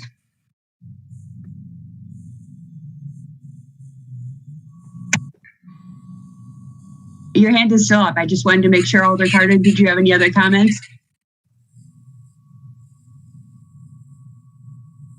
Okay. Bill, your hand is up. Did you have other comments? Okay, Alder Miazzi. Just a quick question. What was the survey on option 1 versus option 2? Just if anybody had that number, just out of curiosity. Since this isn't a traffic calming situation, I don't know if the city did a survey. Did you guys do any survey? Sean? We did not do a survey. I did tally up, from the input we got on both options, what was preferred. But obviously the letter with the 54 really does skew that. So I don't know if you want to hear that result or not, but we do have that if that's desired. And that was just from the people who sent in written comments, correct? Correct. So yeah, that may not encompass everyone. Mm-hmm. So what was the numbers? Just out of curiosity. Sure. So excluding the letter with 54 people with the parking option, we had 7 written requests for buffered bike lane and 10 written requests for keeping the parking.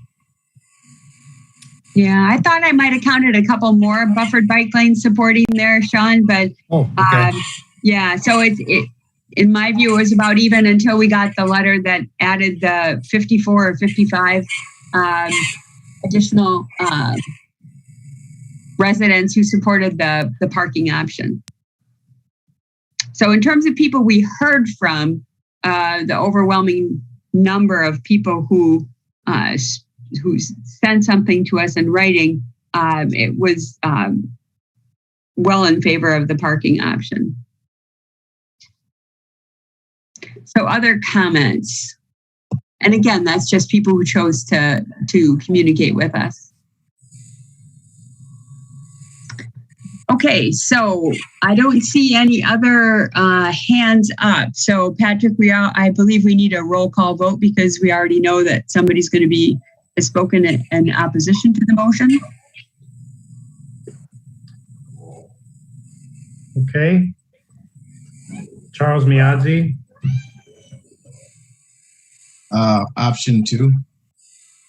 so that's a nay for the motion. Yes. Okay. Barbara Harrington McKinney, No. Denise Jess, Space. Yes. Bill Bremer, Yes. Ken Stride, Yes. Bridget Brown, Yes. Harold Pleams. Aye. Okay. Okay, that's 5 ayes and 2 nays. And just to double check, we have 8 people here, correct? Yes. And we need 5 votes to pass the motion. So according to that, the motion was carried. Technically, Okay. we have 9 and including you. Oh, sorry, you're right, Chris. Chris is gone. You're right. Right. Yep. 8. So, yep. So correct. We needed 5 and we had 5 that, so that motion was carried. Clearly a lot of discussion. And we've seen this project, how many times now? 4, possibly 4 or 5, at least 4 times. Yes. And, you know, if there are any issues that come up and they need to come back, we certainly would be willing to take a look at it again. You know, I think everyone really wants that grocery store to succeed and has understood and identified the importance of the grocery store in that location. So, you know, a lot of discussion about safety. Great that the 17 additional spaces were added on the street. And I appreciate, and we as members of the commission appreciate hearing from everyone that we did hear from. So, any last comments before we move on to the next item? Okay, thanks everybody. Chris Petakowski, let's move on to your 2021 Public Works projects. I think Alder Harrington has his hand up. Madam Chair, Oh, yes, ma'am. I would like to notify you that I'll be leaving the meeting. Okay, thank you very much for coming for as long as you could. Thank you. Okay, Thanks, Chris. so next one is the 2021 Public Works projects. And we've got 5 items to go over tonight. I wanted to quickly say for the one item Atwood Path change, I think we are gonna defer that one to next meeting. There's just some things we got to go over with staff, and there's no urgency to that one. So proposing to push that one on to the next TC meeting or when it's fully ready. So, So Chris, can we just go ahead and can I ask for a motion to defer the Atwood Path changes to a future TC meeting so we can get that out of the way and have that on the record since it's on the agenda? yes, thank you. Harold, Move referral. is there a second? Bill, is that a second? That is a second. Okay. Okay, thank you. So there's a motion and a second to refer the Atwood Path change to a future TC meeting. We'll assume a unanimous consent. Is there any discussion? Okay, seeing no hands. We'll assume a unanimous consent vote unless anyone wishes to vote no or abstain. If so, please raise your hand. Okay, you've got that one referred then. Go ahead, Chris. Okay, next, I think we'll stick with the Sean and Andy show here with the UW Research Park plat.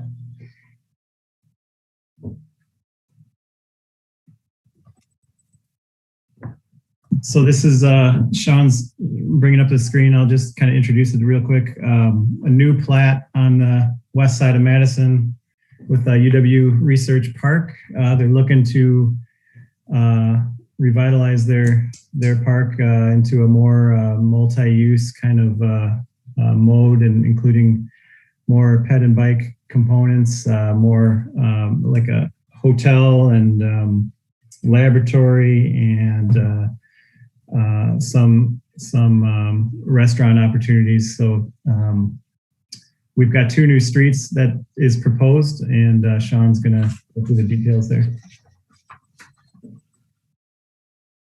All right, so up on your screen, you're seeing the proposed geometrics for these 2 new streets in the EW Research Park area. We've worked closely with Research Park and the developer, the geometrics here, and then I'm going to quick show you, I guess, parts of the plan that the developers have shared with us, where they envision for this area.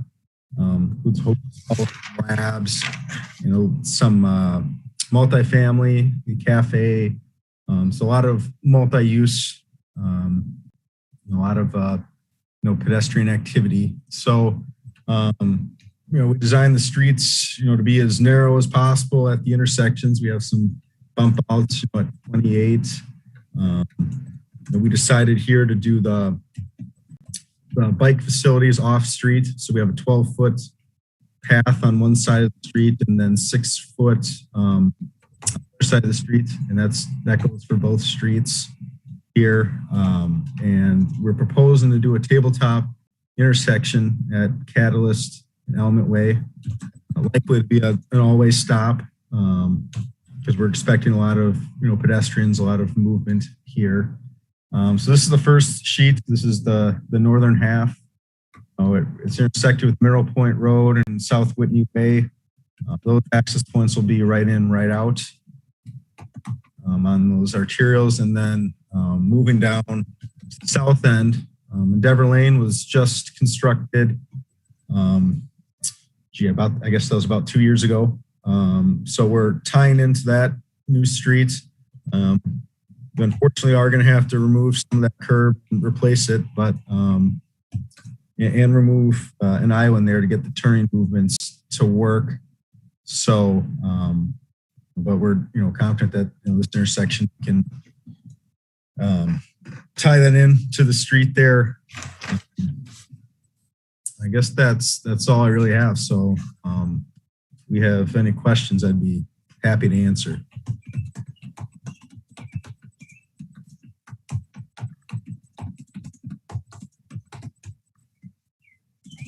Ken, go ahead. Sean, just to, so Element Way is would hit Mineral Point on the downward slope after, I think there's the business bank there. So it's to the east of the business bank. Okay. I just needed an orientation about where this all lands. And similarly, Catalyst is north of the existing buildings that are close to Whitney Way. Yeah, I believe the building's called Slipstream. So in this corner right now, there's like a stormwater feature there. Yes, but the existing buildings are staying. They're projected to stay. So it's going in between the buildings. Okay, thank you. Harold, you're next. Thank you.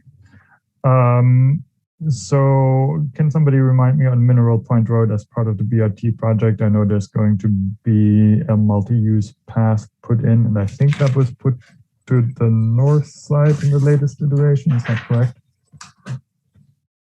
That's correct. Okay, so the 12-foot shared use path that goes along Element Way North that ends at Mineral Point Road with, I guess, there will probably not be as easy opportunity to cross Mineral Point Road there, right? I think that we would work on directing bikes to the intersection where they could cross the signal. That would be ideal. I know it's a little backtracking if you're going west, but that's the safest way to do it, across Mineral Point. Right, backtracking on a sidewalk, I guess. Regular width sidewalk. So I guess that's just something, to consider. The other question, so I guess, some of these buildings exist or many of them don't exist yet. I mean, I guess one concern whenever we put these multi-use paths on only one side of the street, that whenever you have driveway crossings, that's a problem with, people coming out of a parking ramp or parking lot, having to pay attention to people coming on bikes on both sides. So, I mean, that is one of the concerns I have with this two-way design. Is there any opportunity to have one-way bike facilities on both sides of all of these?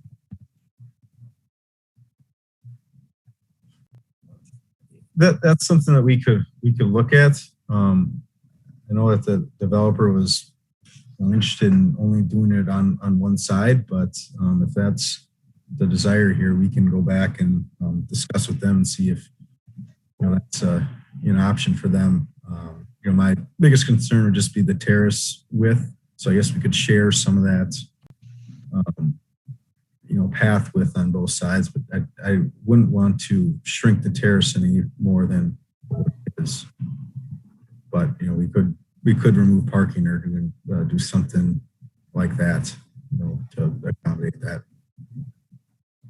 Yeah, I mean, I think between the driveway concern and, I mean, it sounds like this is going to be like an activity center with probably lots of foot traffic, which just creates, more potential conflict points. So, and I understand there's always constraints with width, but maybe take a look at that as a potential option to have maybe 10 feet on both sides or something like that. That's all I have for now. Thank you. Okay, go ahead.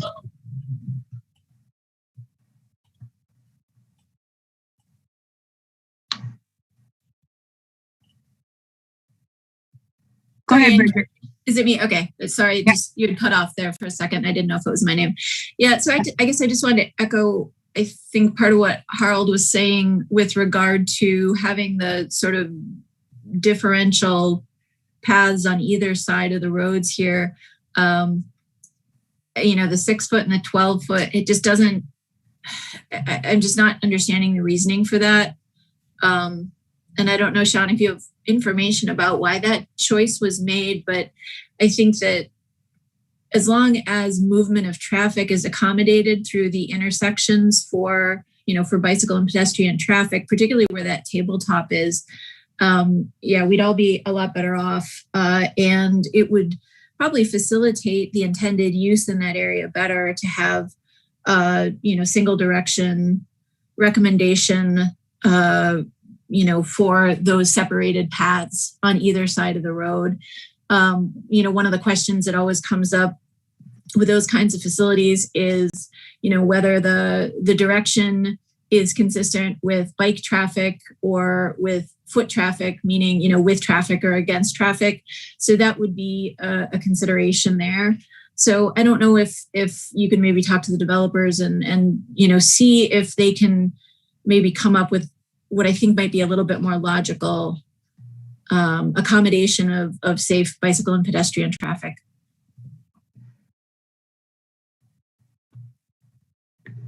Did you have any comments, Sean? Yeah. So I think, both those, things make sense. I would just say the biggest, concern from the developer was that, they wanted to make sure the streets were as skinny as possible and as narrow as possible to, limit speeding, so that they were, they wanted to lean away, I guess, for on-street facilities, which I know you haven't suggested, but we can talk about to them about maybe evening out the widths on both sides. I think the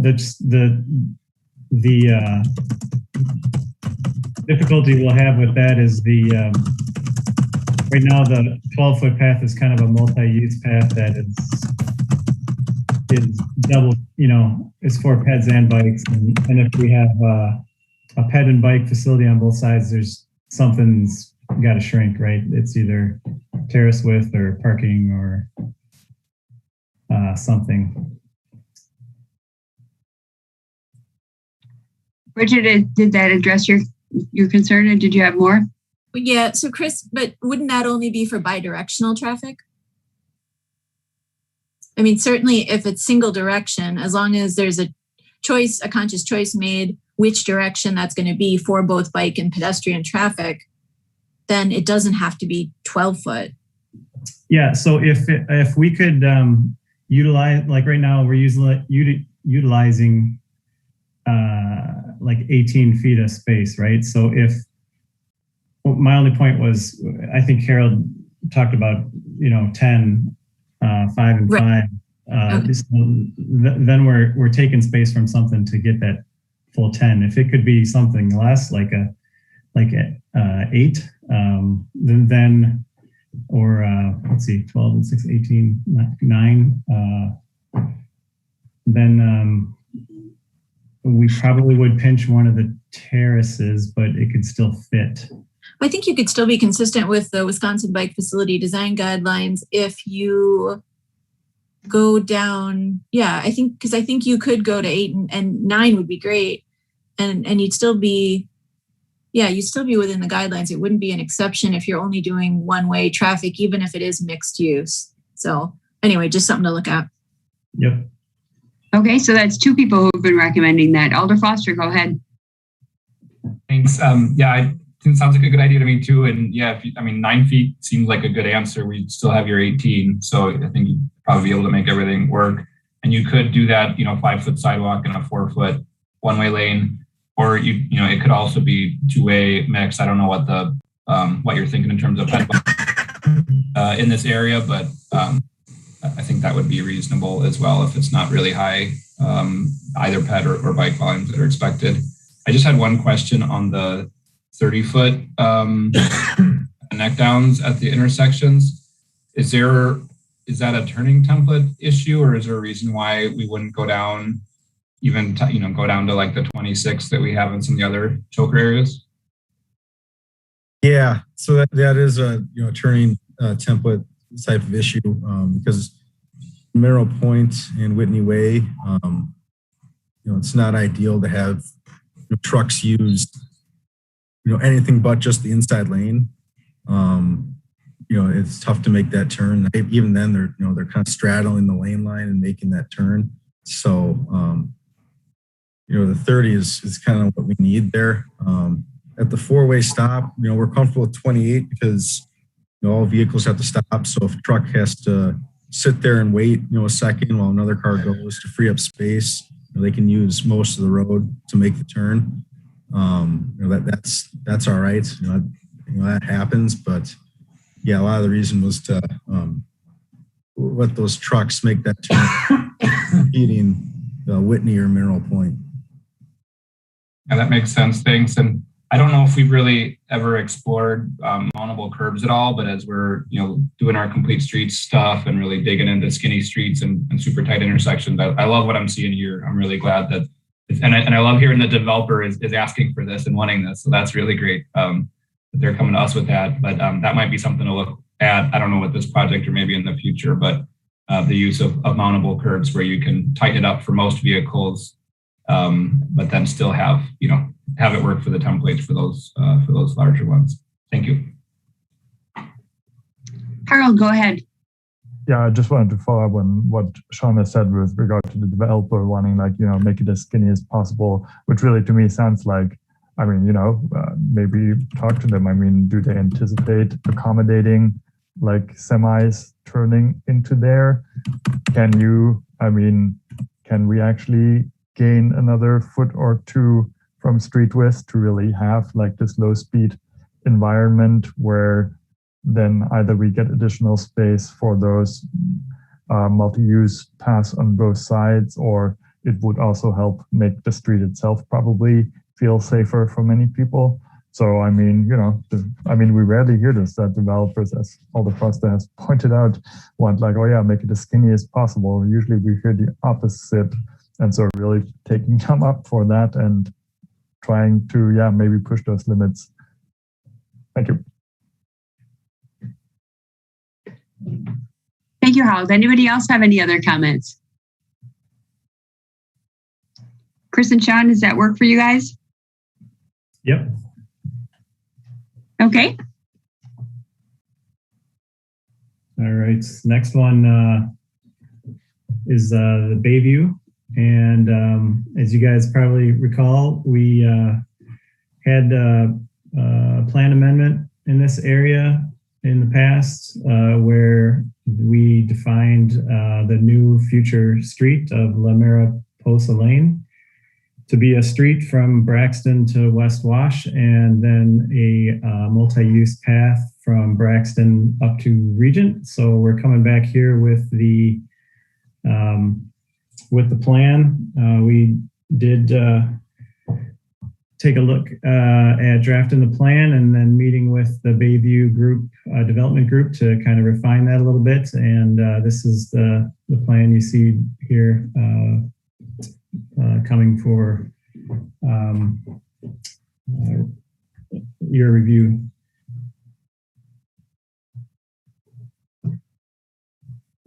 Sean, do you want to maybe go into a little bit of the detail there? What changed? Sure. Yeah. So I guess the big change that Chris had mentioned is that the last time you were here, we had a street here going from Regent to West Wash. So now we're using a 13-foot path and then a 5-foot sidewalk in front of these residences, that connects to the 13-foot path. So that'll be a nice connection, a lot of space out there. And then, with Braxton, we're proposing connecting that to West Washington. The developer requested some parking along the street here, and we have that at 34 feet, which gives the ability to maintain fire access, which is needed for this building 2 here. So they got the 26 feet that they need clear for fire access. That's what drives the 26-foot width, and then there's an 8-foot parking lane. And yeah, Braxton still maintains a one-way loop here, and we're anticipating this being either raised intersection or some sort of all-way stop, just to limit the confusion there. And I guess, the other thing to point out is that we've heard a lot of requests for a crossing of Regent Street here. We've heard some concerns that people are not able to cross. So with this, we're proposing to restrict the access from this driveway on the north side, them taking left out by adding this median that's left in only. So that should protect pedestrians, give them a nice 2-stage crossing there. I think that's all I had. So yeah, I could answer any questions that anyone may have. Dr. Foster, go ahead. Thank you. This looks really good, guys, and really happy to see that Regent crossing included in here as well. Just one suggestion, and if you could zoom in on where the path hits Braxton, would be just to take a look at the. I think it'd be good to expect sort of bike movement between that path and the community center. So where if you were going, I guess that's southbound, I think, on the path, and then sort of taking a left and a right, yeah, that was kind of hard 90 degrees there. I would just recommend smoothing that out so that it's otherwise you're gonna have people running over the grass. It's gonna get all chewed up and dirty there anyway. So just basically accommodating a kind of bike movements from the path onto all the way to the community center. Thanks. Anybody have any other comments? Harold, go ahead. Just to clarify, I'm assuming the 13 feet multi-use path would be marked as like separating people walking and biking and all. I guess there's enough width for that.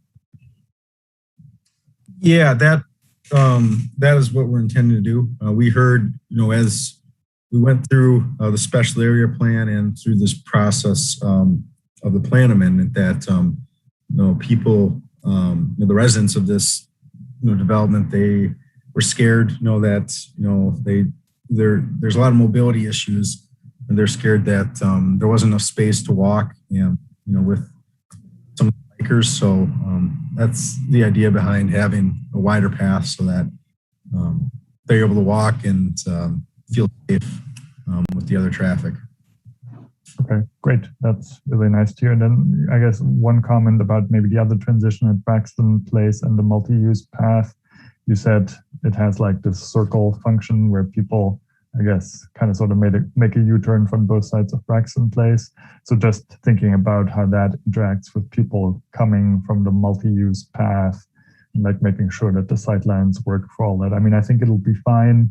And I guess that will not be a whole lot of people. I guess it's mostly people coming out of some sort of parking and turning around. But yeah, just keeping that in mind. Thanks. Okay, anybody have any other comments?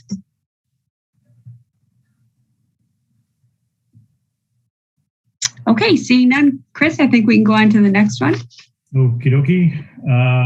Next one, we've got Fadi here for the Wright Carpenter sidewalk. So this is a area where on Wright Street, just north of East Wash, where there is a bus stop on both sides of the street, but no sidewalk or pad on that western side of the street. So we'll be adding the sidewalk extension, the crosswalk, and the median for two-stage crossing, and a new bus pad.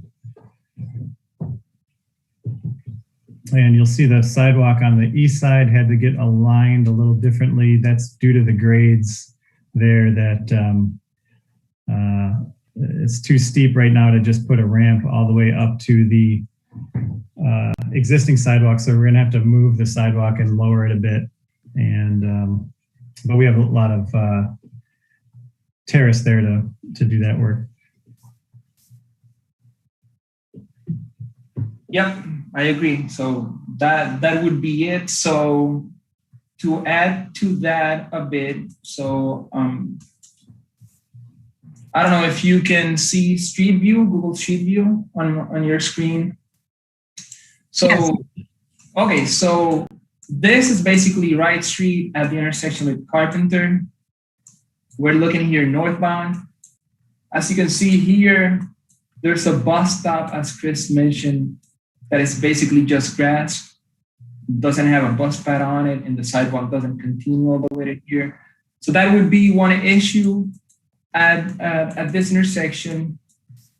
Also, I'm gonna go back to the PDF.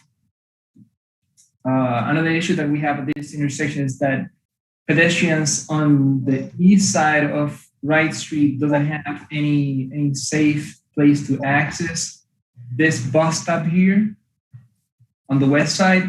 Basically, we're proposing to install this refuge island that's gonna help the pedestrians to cross safely the street, and also installing that sidewalk along with the bus pad on the west side of the street. So basically, those would be the improvements. So I'm gonna show you another PDF that was included on Legistar in regards to this item.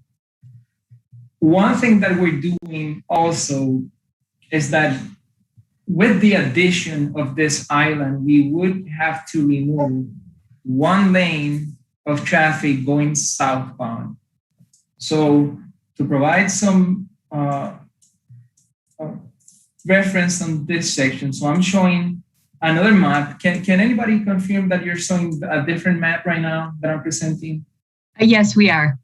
Okay, so this is Wright Street going north to south. This would be the intersection with Carpenter.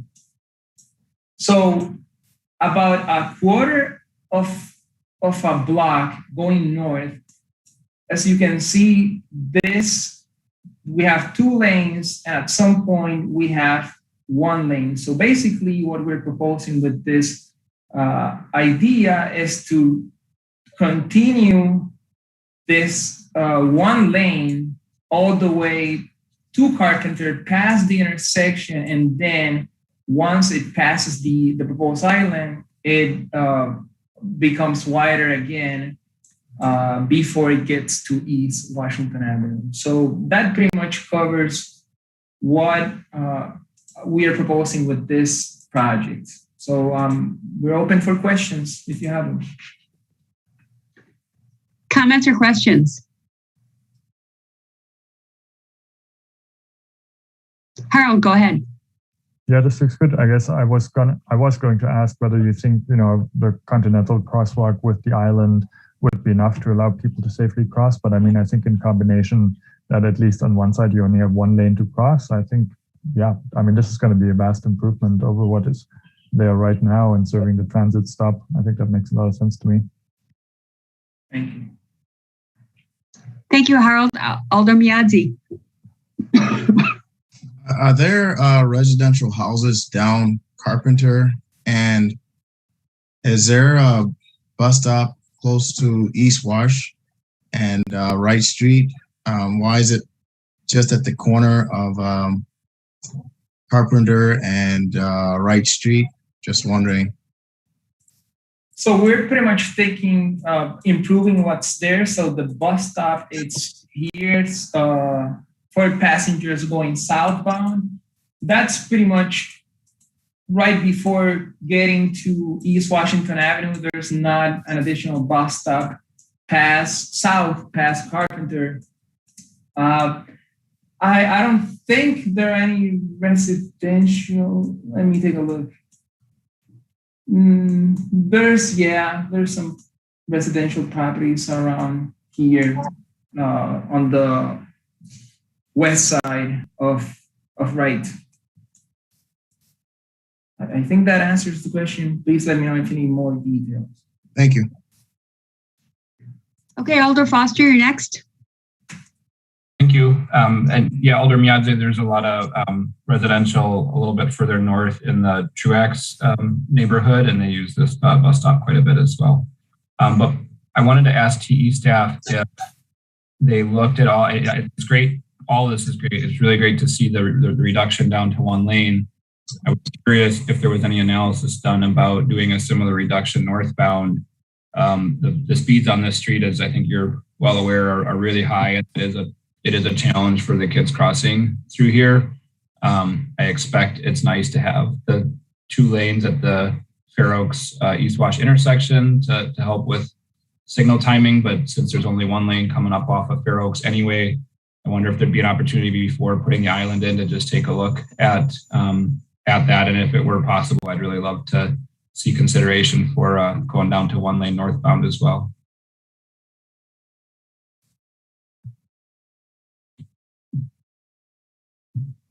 Fadi, Chris, your thoughts? I'm assuming the question was asked to TE staff. Is that accurate, Alder Foster? Yeah, I mean, if you wanted to respond, you can, but I'm assuming it's more of a traffic engineering kind of question in terms of volumes and flows. Is Yang available then? I mean, if Yang's not here. I mean, I think we can take a look at it. I mean, my involvement has been mainly on getting that crossing to work in that location for the bus stop. So I'm not sure how much we looked at the other lane, but we definitely can take a look at that. Yeah, that would be great. Just, I mean, if it is possible, I know we've done some other, we're going down to a twiddle on Odana Road. I've never seen high volumes on this street. I'm by there quite a bit. And I think that could just do a ton for improving the crossings there. So yeah, I'd say before we pour it, it'd be great to see if we could make that reduction northbound as well. Thank you. Anybody else have any comments?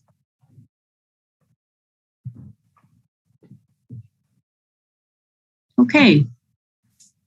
Very good. I'm not missing anybody, I don't think, here. Okay. All right. Last but not least is Acacia Ridge Phase 6. We've got John Sapp here. This is the next phase of the Acacia Ridge plat. I believe we were here a few months back approving phase something, probably 5, and where we put in a roundabout and a tabletop or a speed hump. And this is the next phase to the north of that project, where we would be continuing that theme of adding the traffic calming with the plat construction. So John, you can. Yeah, sure. Just give you an overview, kind of where this area is. Valley View, South Point, that shows where Acacia Ridge is. So Chris alluded to phase 5, where we got previous approval, and actually it's under construction as we speak. For Redden Drive, we did bump outs and a tabletop, also did a big roundabout with splitter islands, median. So now we're just north of there, kind of continuing on with phase 6, kind of the red area there. And yeah, and after talking with the developer and coordinating with traffic engineering, came up with having bump outs on Redden Drive at this intersection with Highland Gateway, and then also installing speed humps either side of the intersection for traffic calming. And with that, yeah, just take any questions or comments that you may have. Thank you. Okay, anybody have any questions or comments?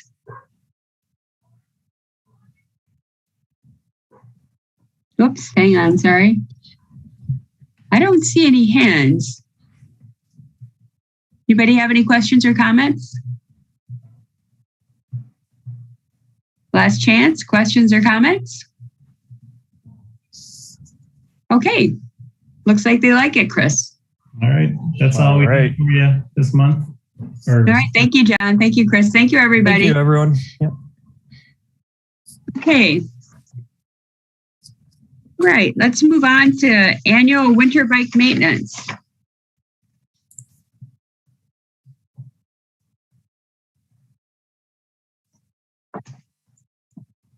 Who's here to talk about that? I believe there's 3 of us. Larry Romines, I'm the Streets and Urban Forestry Superintendent. Lisa Loschinger is the Assistant Park Superintendent. And I have to believe somewhere in all these boxes on my screen is Deputy City Engineer Kathy Cryan. So we're going to tag team this up. So we've got a PowerPoint presentation to run through. I don't know if you pull that up, otherwise I have it on my screen. Normally the presenter pulls it up. I've got it ready. I just need to be able to share it then. You can share it. Just got to go to the bottom of your Zoom screen and click the share screen icon. Okay, just a second. I'm looking for it. Okay.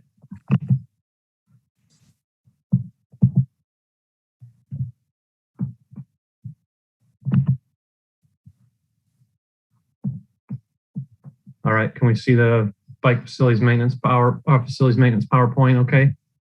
We can. All right. Let's see if I can actually make it move now. Dance. All right, so Charlie Romines, Streets and Urban Forestry Superintendent. So the bike facilities in Madison are really maintained by 3 different parties. The arterial paths are primarily the domain of Parks and Engineering. They'll be going momentarily with their part of the presentation. On-street bike lanes are primarily the domain of the Streets Division.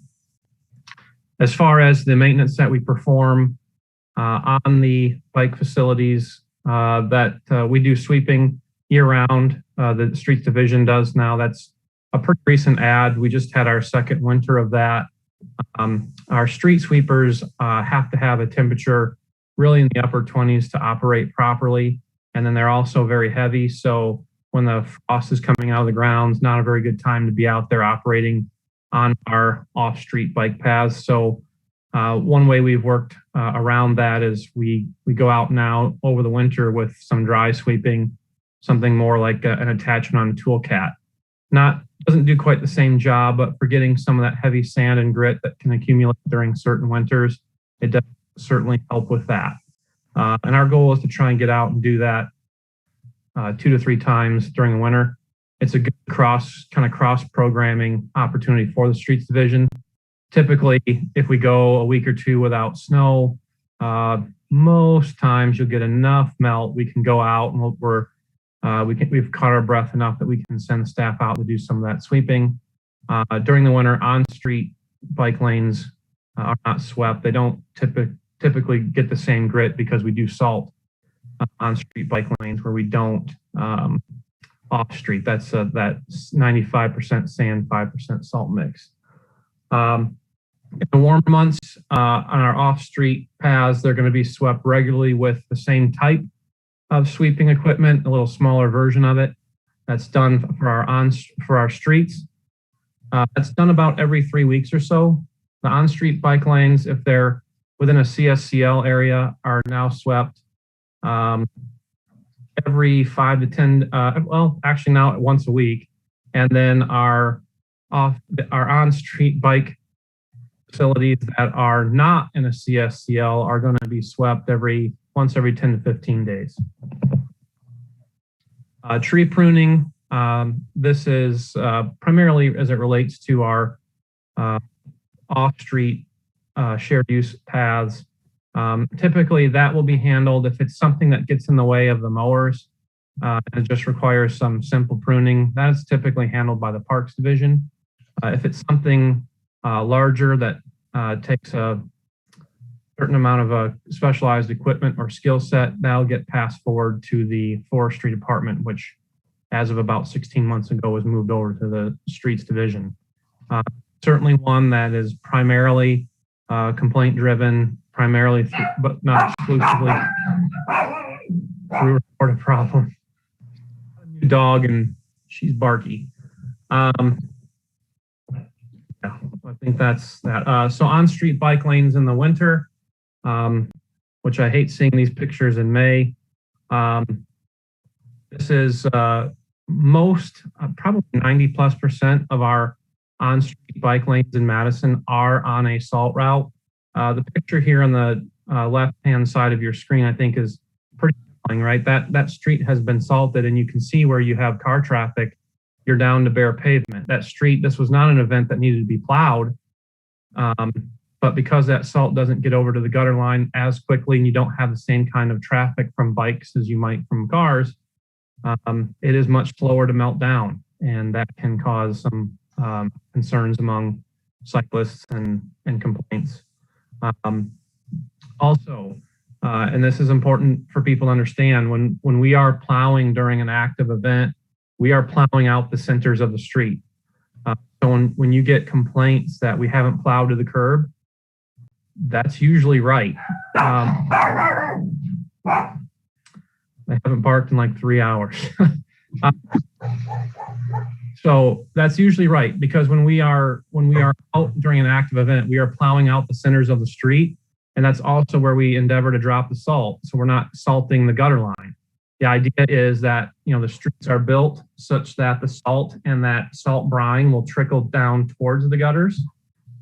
So as the cars are driving through and splashing, it's splashing towards the gutters. And of course, between the travel lanes and the gutter line, you have your bike facility. So this can really, you see the picture at the bottom right there, where you have cars parked in the way, and we can't make those final curb cuts all the way to the curb, right? And the car leaves, and then all that's left is snow piled up, and people understandably get upset by that. The other thing that will happen is that snow will freeze down, and although we will plow it back, it will leave ridges and humps and very uncomfortable bicycling situations for people, sometimes for weeks in the winter.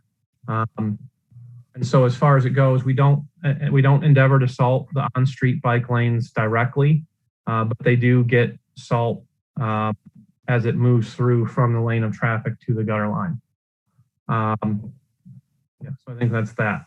So a couple of years ago, we did used some traffic engineering cycling counters, and we found some pretty interesting information and a very, very, very high rate of correlation, almost it was like 0.96 or 0.97. The amount of cyclists we get in Madison is directly tied to the temperature. Even when we have big snow events, it's usually within 4 hours, the number of bicyclists you can expect out on our system is based solely to the temperature. And I won't read the slide there. You can read that, but it is incredibly directly related to temperature once you get 24 hours past measurable snow event. And then just very briefly, some inside baseball for the non-streets, the rest of the sidewalks, bus stops, bike facilities that are not arterial in nature. Those are split up between streets, engineering, and parks on a quadrant system. And we put together a really great group of individuals from all three divisions over the past few months to kind of imagine and do some horse trading back and forth to be efficient, reduce some of our drive times, conversations about, truing up some of our service levels. So more work to be done on that. But I think one thing you'll see this winter coming up is with the streets division having the first time overnight shift on straight time. That's never been a thing in Madison before. It's always been overtime. One of the big changes is we're looking at taking over the protected bike lanes and some contraflow stuff from engineering.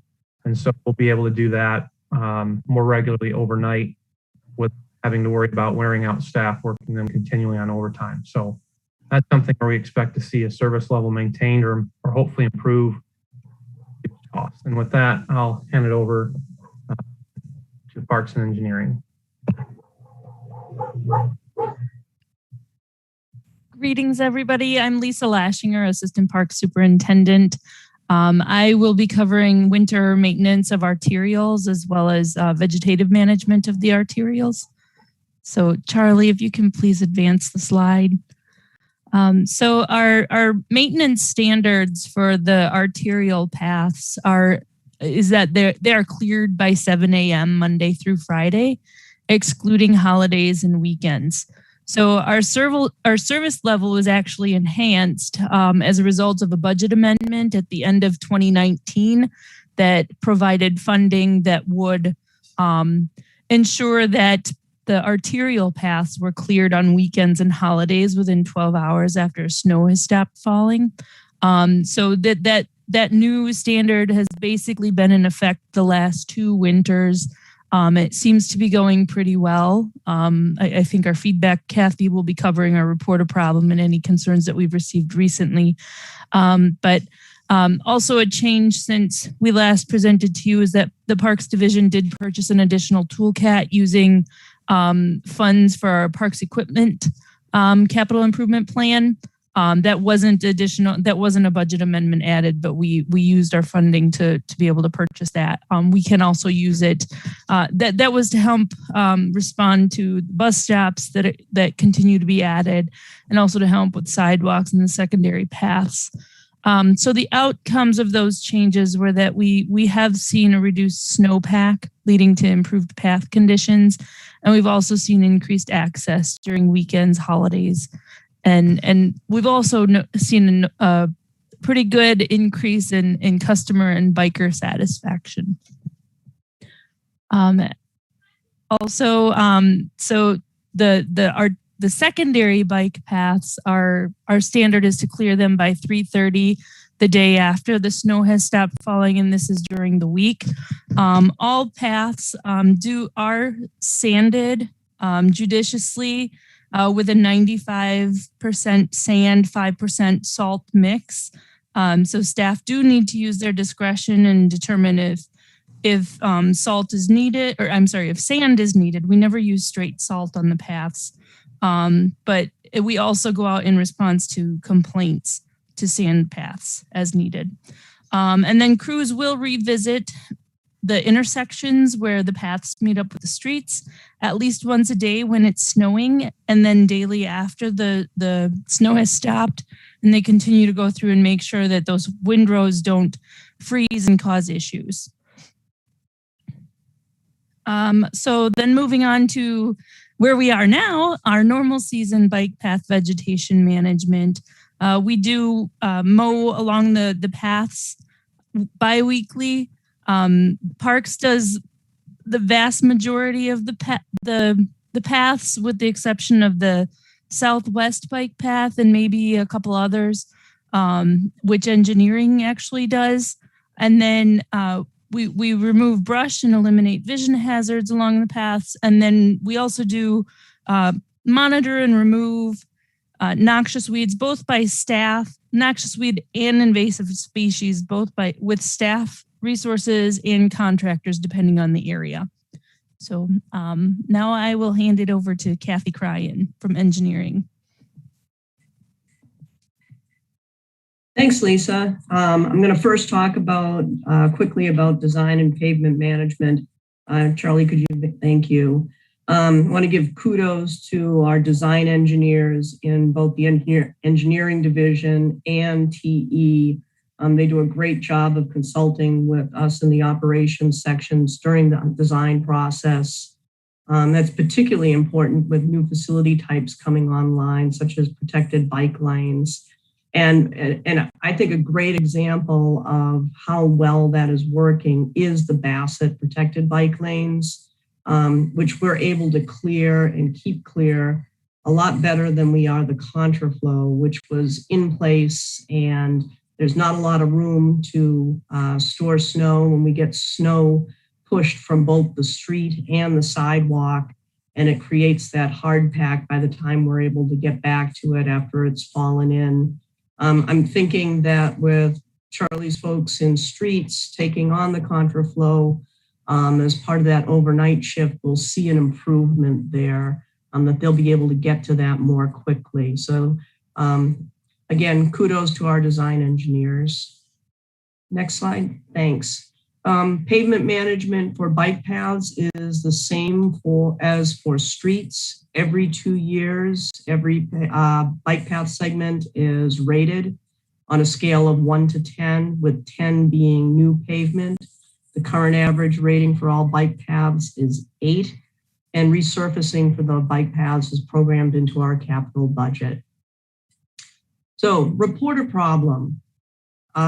This is reported problem over the years, all bikeway related complaints. We had, in 2008, reported problem just got started, so that's not a fair representation, that low number. But as people became more and more aware of reported problem and understood the ease at which they could report an issue to us, we saw numbers climb. We saw 2016 looks to be our peak, some declines over the next couple of years, blip in 2019, and then back down to, pretty decent level. I think it was 172 was the number of reported problems for the for the calendar year for 2020 that were reported. This chart shows those reporter problems broken down by category. The orange is debris, obstruction, and encroachments. That could be broken glass. It could be a truck dumped something. It could be a truck parked in a bike lane or a bike path. That tends to be the highest level of complaint. Snow and ice is next. And I think, as Lisa alluded to, our enhanced service level with weekends and holidays, I think has dropped those complaints back down from the high in 2019. And then this is a breakout of 2020 issues. Again, our biggest issue, debris, construction, and encroachments, followed by snow and ice, and next by signing and marking, closely pavement conditions, tree brush and turf, construction and detours, and then finally proposed bike paths that we get comments on, people wanting enhancements. So it's time for questions.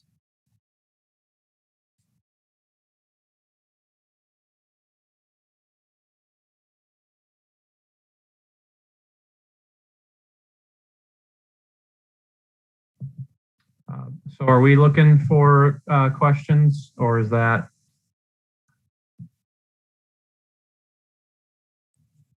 Ann, you're muted. I realized I was muted. Thank you very much. I thought I unmuted myself. Alder Foster, go ahead. Thank you, Ann, and thank you all. I just really want to take my hat off to you. For those that are newer to the Transportation Commission, there was a group that really took a deep dive into this, put forward a number of recommendations, and I mean, pretty much everything you're seeing tonight are really staff's answers to those recommendations. And I really want to acknowledge how great it's been and how you've really carried through on those. So really just want to acknowledge that. I think, Charlie in particular, the enhanced sweeping, especially of the paths, has really been a game changer. I know we've had a number of conversations over the last few years around sand accumulations. And I don't know if that was your idea or somebody else on staff to use the toolcat brush, but it's really made a huge difference. So that's been really great. And and I think you all have noticed as well the weekend snow clearing, being able to do that. I mean, that also obviously for access over the weekends, but I mean, in previous years, there were just weeks and weeks after some of the bad events where the conditions on the path would be so bad because you couldn't get at them. And the last 2 years, I haven't noticed hardly any issues at all. So yeah, really, really great. One question I had was, I know the biggest challenge is always just resources and staffing I think y'all would love to throw as many bodies at doing this work as you can. Has there been any sort of calculation for any of the new paths that have been constructed or that are planned?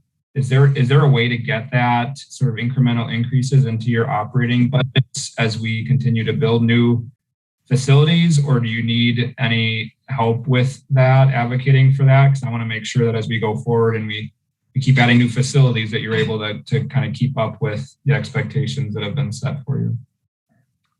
We can always use advocates for help in operating dollars. So Alder Foster, one of the things that the group of that we put together between the three agencies has been looking really hard at is kind of our unit cost for doing kind of different types of bus stops, sidewalks, shared use paths, those types of facilities. And we're pretty close. We're kind of, begging for one more winter. We'll have GPS on all of our equipment and kind of be able to really feel good about the numbers, because it is a real issue for us in public works as more bus stops get added. They get added, they're padded, which, is a higher service level expectation. Sidewalks continue to get built, as we all know. Bike facilities continue to go in and will continue to go in. So, we think we're probably one more winter away from being able to give very good detailed information on, per, let's say, 100 feet of sidewalk, or per this type of bus stop, or this much shared use path, what that takes. So there can be an understanding amongst the mayor's office and council come budget time that if we're adding these things, then that there either needs to be a recognition on the operating maintenance side to maintain them, or else little by little we're eroding service levels system wide to cap the addition. I don't know if Lisa or Kathy have anything they wanted to add to that. I'm seeing head shakes no. That's great. We'll be really interested in seeing those numbers as you get them refined. And yeah, I mean, count me in as an advocate on that front. And I mean, I'd honestly like to even think about having it become part of our standard as the council is approving new public works projects, to actually have a calculation right on there with an expectation that if we're gonna build something, we know going into it what it's going to take to maintain that, and that basically gets calculated with the expectation that it'll be added to the next year's sort of base budget for it. So one other thing I want to just point out to folks, you had the slide up earlier about the real challenge of getting the on-street lanes cleared, especially when there's on-street parking. And I just wanted to call it to folks' attention that haven't been on the commission for a while. That discussion around Cedar Street, it didn't come up tonight, but that's one of the reasons why when we try and sort of cheat things and squeeze things in a little tighter than they might really want to be, and 13 feet for a bike lane and a parked car, that's where those things kind of start to fall apart. So when we talk about design and our ability to maintain them, having some of that breathing room in there really is the difference often between being able to maintain a usable bike lane and just really not being able to do it. And then my last question, I think maybe for Kathy, well, I'm not sure for who.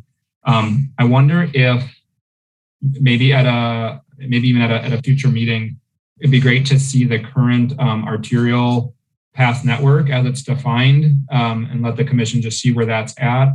And I know there've been a couple areas, and as the network continues to sort of grow and change, I think that would be a helpful component of this kind of yearly review, would be just to take a look and sort of confirm, what that arterial network is, and if there is any recommendation to include an additional segment, have an opportunity for the commission to make some of those recommendations, obviously understanding that it would, it has budgetary implications anytime we do that. But so yeah, maybe that would be something somebody could come back with at a future meeting and just kind of share current state and have that review. But thank you all again, really appreciate it. Other comments or questions? Carl, go ahead.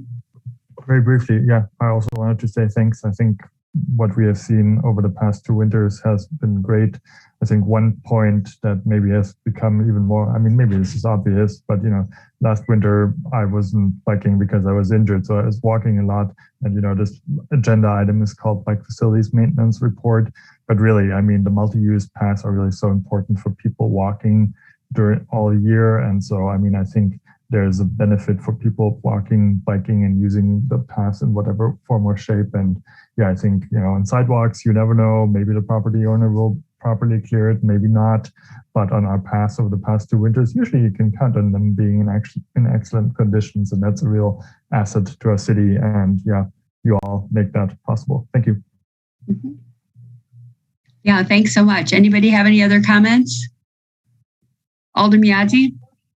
I just want to thank everybody that this was very informative, and to piggyback on what Foster said, just, about the bike lanes, and even just about, people complaining about roads not being salted, but understanding how salt works as far as trickling down and actually slushing and all that, and getting rid of, how it works itself out in order to keep the streets clean and well salted. And I think it's important just to, knowledge, getting the word out as far as how everything works. I think that's very important. And thanks for the information. Okay, thank you. Since this is a report, I would like to have a motion to accept the report.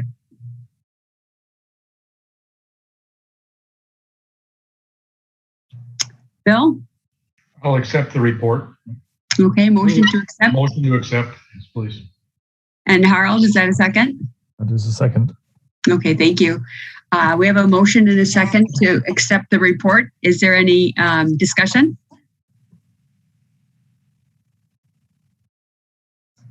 I see no hands, so I'll assume a unanimous consent vote unless anyone is opposed or chooses to abstain. If so, please raise your hand. Okay, seeing none, the motion carries. Thank you so much. Excellent report, and we'll look forward to seeing this from you on an annual basis. and potentially a visit back, as Alder Foster suggested. Thank you so much. Next, we have Yang, the bike or Renee, I'm not sure who's doing it, bike registration program update. That would be me. All right, so I'll just share the document that you all received. Basically, this was at the TPPB originally to discuss elimination of the city's bicycle registration program and mandatory registration, which was approved by council on January 5th. But within that, it said that instead of requiring registration with the city will encourage bike owners to voluntarily register their bike through one of the free national registration services. And so I just wanted to come back as we prepare to do notifications and send a mailing out to all the people with registrations to let them know about this change and encourage them to take this next step and just review what we are planning to do. So there's 2 bike registration services nationally that are kind of well-known: Bicycle Index, 529 Garage. And what we are going to recommend from the options is that we do not really tell people one over the other, that we just tell them about both of them equally. And that if we want to use these national services then to actually do searches for bikes that are recovered by the city, we would need to subscribe to one of the services. And we're recommending that we would subscribe to Bicycle Index, which is a little bit less expensive to get a basic registration. Bicycle Index, I would also mention, it has been promoted some by the Wisconsin Bike Fed. It's potentially a service that some of the surrounding communities seem to favor going with as they look at eliminating their registration programs as well. So it has that benefit as well. But at this point, I would say, just getting that sort of inexpensive subscription seems like the best option because both of them are pretty similar. We don't have a ton of experience with them. We've been able to kind of go in and set up a free account to try it out. And there probably could be pros or cons that we don't know about at this point. So we could take some time, try it out, get feedback from residents. If we decide that we want to partner with one over the other, or we want to have a more involved sort of relationship with one of them where we have our own branded site, do some things like that we wouldn't be precluded from that in the future if we sort of decide to go down that road. But it feels like at this point in time, it would be best to kind of just try one out and see what we think. And then although we could sort of transfer our registration data into theirs, it raised a lot of concerns when we talked to the city attorney about this. So if we wanted to do that, she felt like that would be kind of a long process, just over data privacy issues. What kind of disclosures might we want to make to people? So it feels like since we could still, as a city, we will still have all of our data. If someone sees the registration on a bike, we got a call from Massachusetts the other day. We can still go in, we can still look it up, we can still provide that information. That data isn't going to just go away. We still have that. So just from a privacy issue, it felt better not to go down that road because not everyone likes to have their information shared and they can then self-select to do it or not do it. If we decide at some point we want to have a much more formal relationship with the registry, get a higher level sort of subscription, then we could go through the selection process to ensure that there aren't any, at the level that we're at, they kind of feel like it's just a subscription. So we wouldn't have to go through the full IT review. But before we made a decision, we're getting ready to send the letters out to people to let them know how to do this registration. We just wanted to check back and feel just to see if people felt that just recommending both is kind of meets the intent of how we want to go forward. Harold, go ahead. Thanks. One question. So if you go with option one, I've thought about bike registration a lot. And I think one key piece is really to overcome that initial inertia to actually get people and help people to like look up, turn their bike around, look up the serial number, get it into the system, which can be effectively done. We have all these great events at parks or like during bike week or something. Do you foresee any obstacles if we go with option one and you set up an event where you want to help people register? I guess at that point you have to be like, have people like, you don't want to create instruction manuals for both systems, right? Or like have your staff walk people like, well, here's the one and here's the other. Now you make a choice. So I guess that's my only concern, if that would somehow require that, because you have to be impartial or something like that if you don't have that contractual relationship. I don't feel like the attorney's office said that we, if we were doing an event, we have to be like, okay, let us tell you about all of the like ins and outs of both. That, we could just say there's two. Today we're registering on this platform because, we wouldn't want to be switching back and forth. We just want to have one app up and use it. So we still would be able to do that if we, are an event or, someone like Madison Bikes or Wheels for Winners or whatever, like that would still completely be possible for them to just, decide today we're going to do this, but let people know, like we could let people know, like there are a few people who, have raised concerns about bike index. So if they didn't like it, they would be able to use the other one. And I'm sure there's maybe people out there who have concerns about 529 Garage. One's a nonprofit, one isn't. It's called Index. We've heard from a few people that they feel like maybe they should use law enforcement more to get bikes back and they're not as professional. So I feel like, there's pros and cons that we'll learn, and some people will have a strong feeling and others will be like, what's the easiest app to use at this moment? Thank you. Bridget, go ahead. Yeah, so Renee, maybe I'm not quite understanding, but what I heard you say is, so the letter would go out providing information about both services, but that the city, so separate from the letter, the city is kind of looking more at the, the registry index? Bike index. Bike index, sorry. Yeah. Well, we need to have a subscription, I guess, with one to do, recovered bike searches. Yeah, and I think that would be important for people to know. So for me, just thinking, if the city is going to subscribe to one, and if my bike were recovered in the city, that you guys would have access to one over the other. I would want to know that before my lazy butt looks up my serial number and does the work. So I'm wondering if, you could maybe tweak the letter to maybe mention both, but, indicate. So they both search each other. So if you ever... Oh, they do? Okay. Yeah. Okay, that's kind of like... that. We used to be leaning towards one versus the other, but now they both offer the reciprocal search. So that made it less important to really partner with one. Okay, that's a lot more clear then. Thank you. Mm-hmm. Any other comments? Harold, go ahead.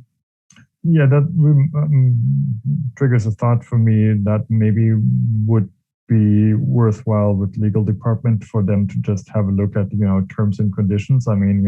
What if one of them at some point decides to no longer share and we're signed up with the wrong one?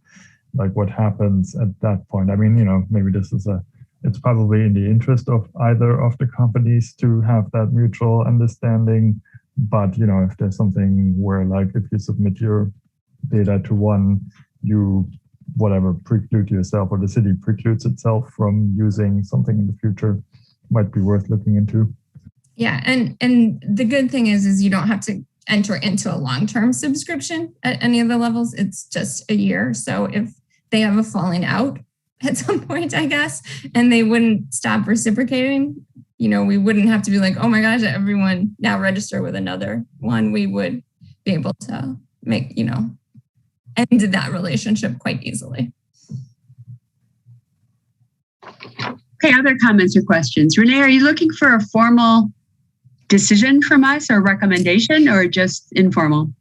I mean, I guess if you feel like you should, say that option 1, our recommendation is acceptable, we are planning to send the letters out hopefully next week. So it sounded like you were looking at to see if we were in agreement and that it meets terms of what was approved. So Harold?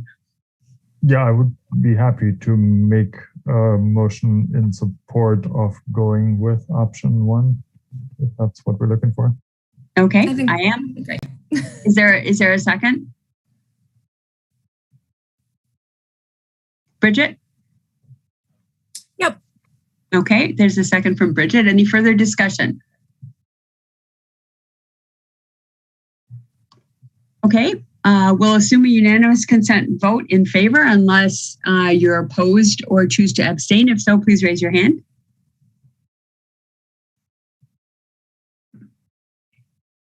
Seeing no hands, the motion is carried. Thanks so much, Renee. Thanks. Lieutenant Fiore, quarterly traffic safety report. All right. If I don't have the ability, looks like I can.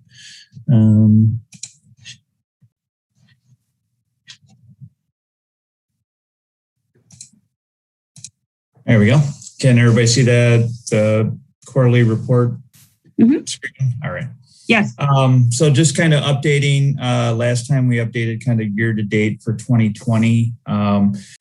Just reviewing our traffic goals for the department, continuing to focus on moving violations, and a lot of the work coming out of our safety focus enforcement group out of Vision Zero is not only focusing on hazardous moving violations, but internally within the PD, really starting discussions around de-emphasizing non-hazardous violations, particularly driving status violations, and looking at alternative outcomes for those through much of the data and research that we've done. The driving status violations are the disparate impacts are significant, not only in the citations, but the reasons for the citations and information we have from DOT in terms of licensing rates, demographics, or racial demographics. So we're really looking at de-emphasizing the non-hazardous violations and looking for alternative outcomes for those. Continuing to focus on the high entry network and supporting school zone safety and responsiveness to citizen complaints.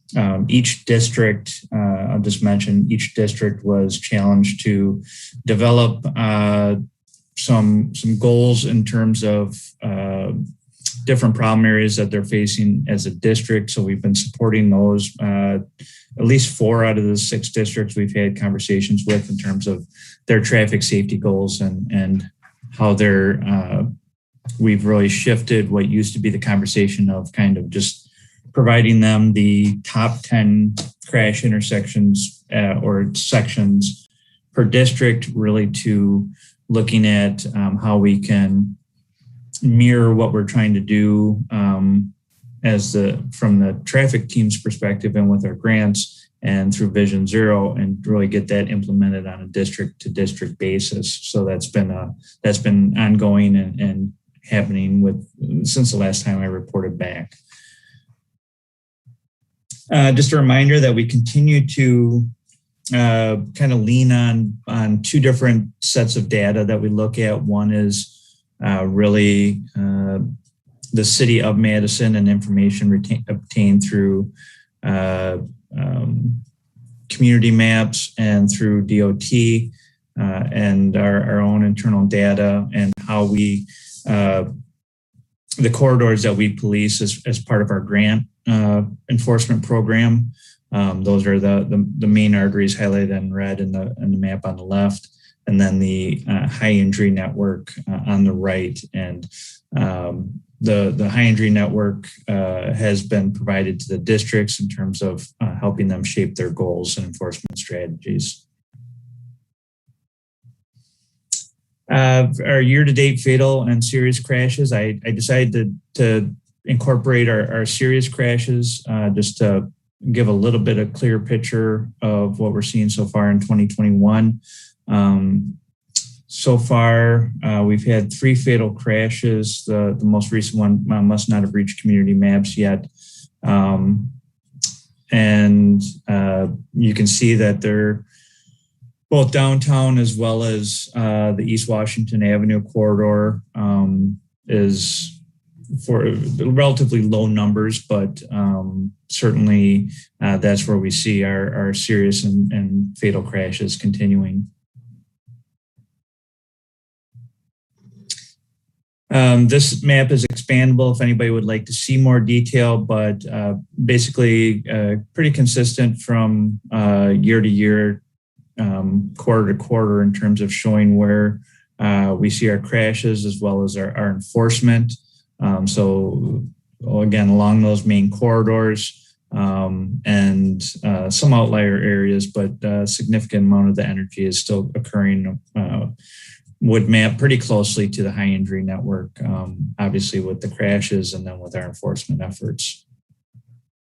Again, that map would be, I could click over that if anybody wanted to zoom in or if just the overview is fine. For our citations, for our hazardous moving citations, we're still trending down from 2020 and certainly from 2019. 2020, we were, for quarter one, we were just starting to see a little bit of slowdown due to COVID. Certainly the first quarter of 2021, we would continue to see that, but we were able to regain a lot of our enforcement efforts. So the numbers are pretty consistent in terms of what we're looking at. Speeding and OWI are still our primary enforcement citations or areas. And then a lot of the other citations are kind of our crash related investigations or citations.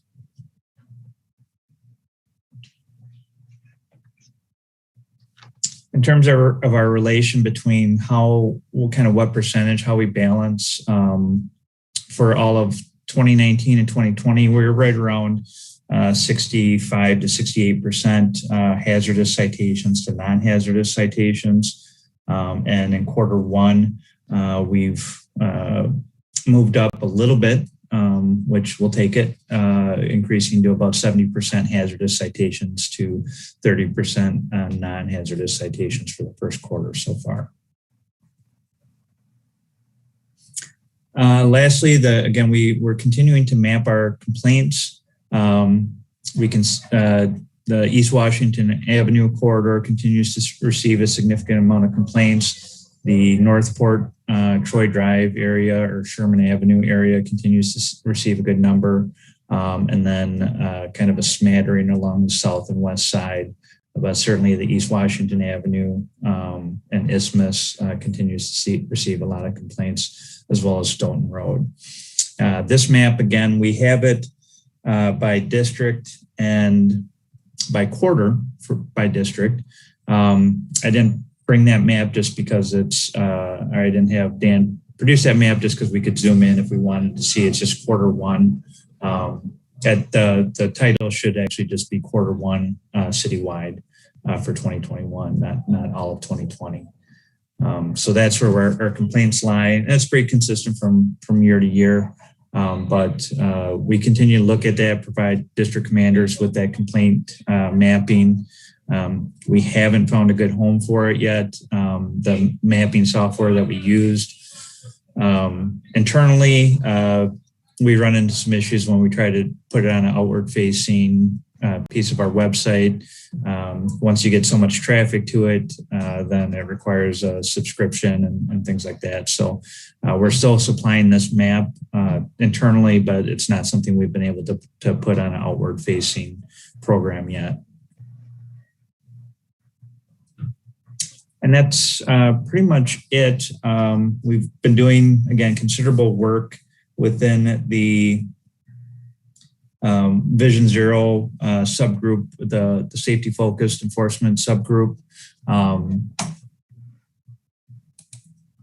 We focusing on really kind of responding to the Common Council in terms of getting ready to submit our information for the draft of the action plan for Vision Zero. That due date has been pushed back, but we're still looking to submit our initial draft of our response for that by late June, and we're on track to do that. And that's really looking at the role of enforcement with and Vision Zero and safety, and looking at the disparities in traffic enforcement. So we've produced quite a bit of data, looked at the data quite a bit. I've briefed the chief on it, and we're firming up that data and feel like we're in a good place in terms of how we're responding to that data and what it's telling us.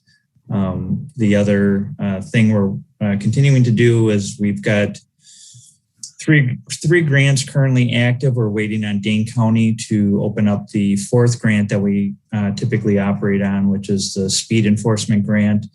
Typically, it's available to us by June 1st.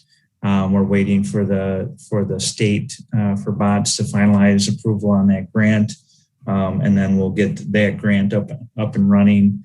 So right now we've got the OWI grant, seatbelt enforcement, ped bike safety grant, and then our speed grant should be coming online shortly. So we'll be devoting considerable resources to East Washington Avenue this summer, as well as continuing to focus on the other corridors that we have identified for the grants.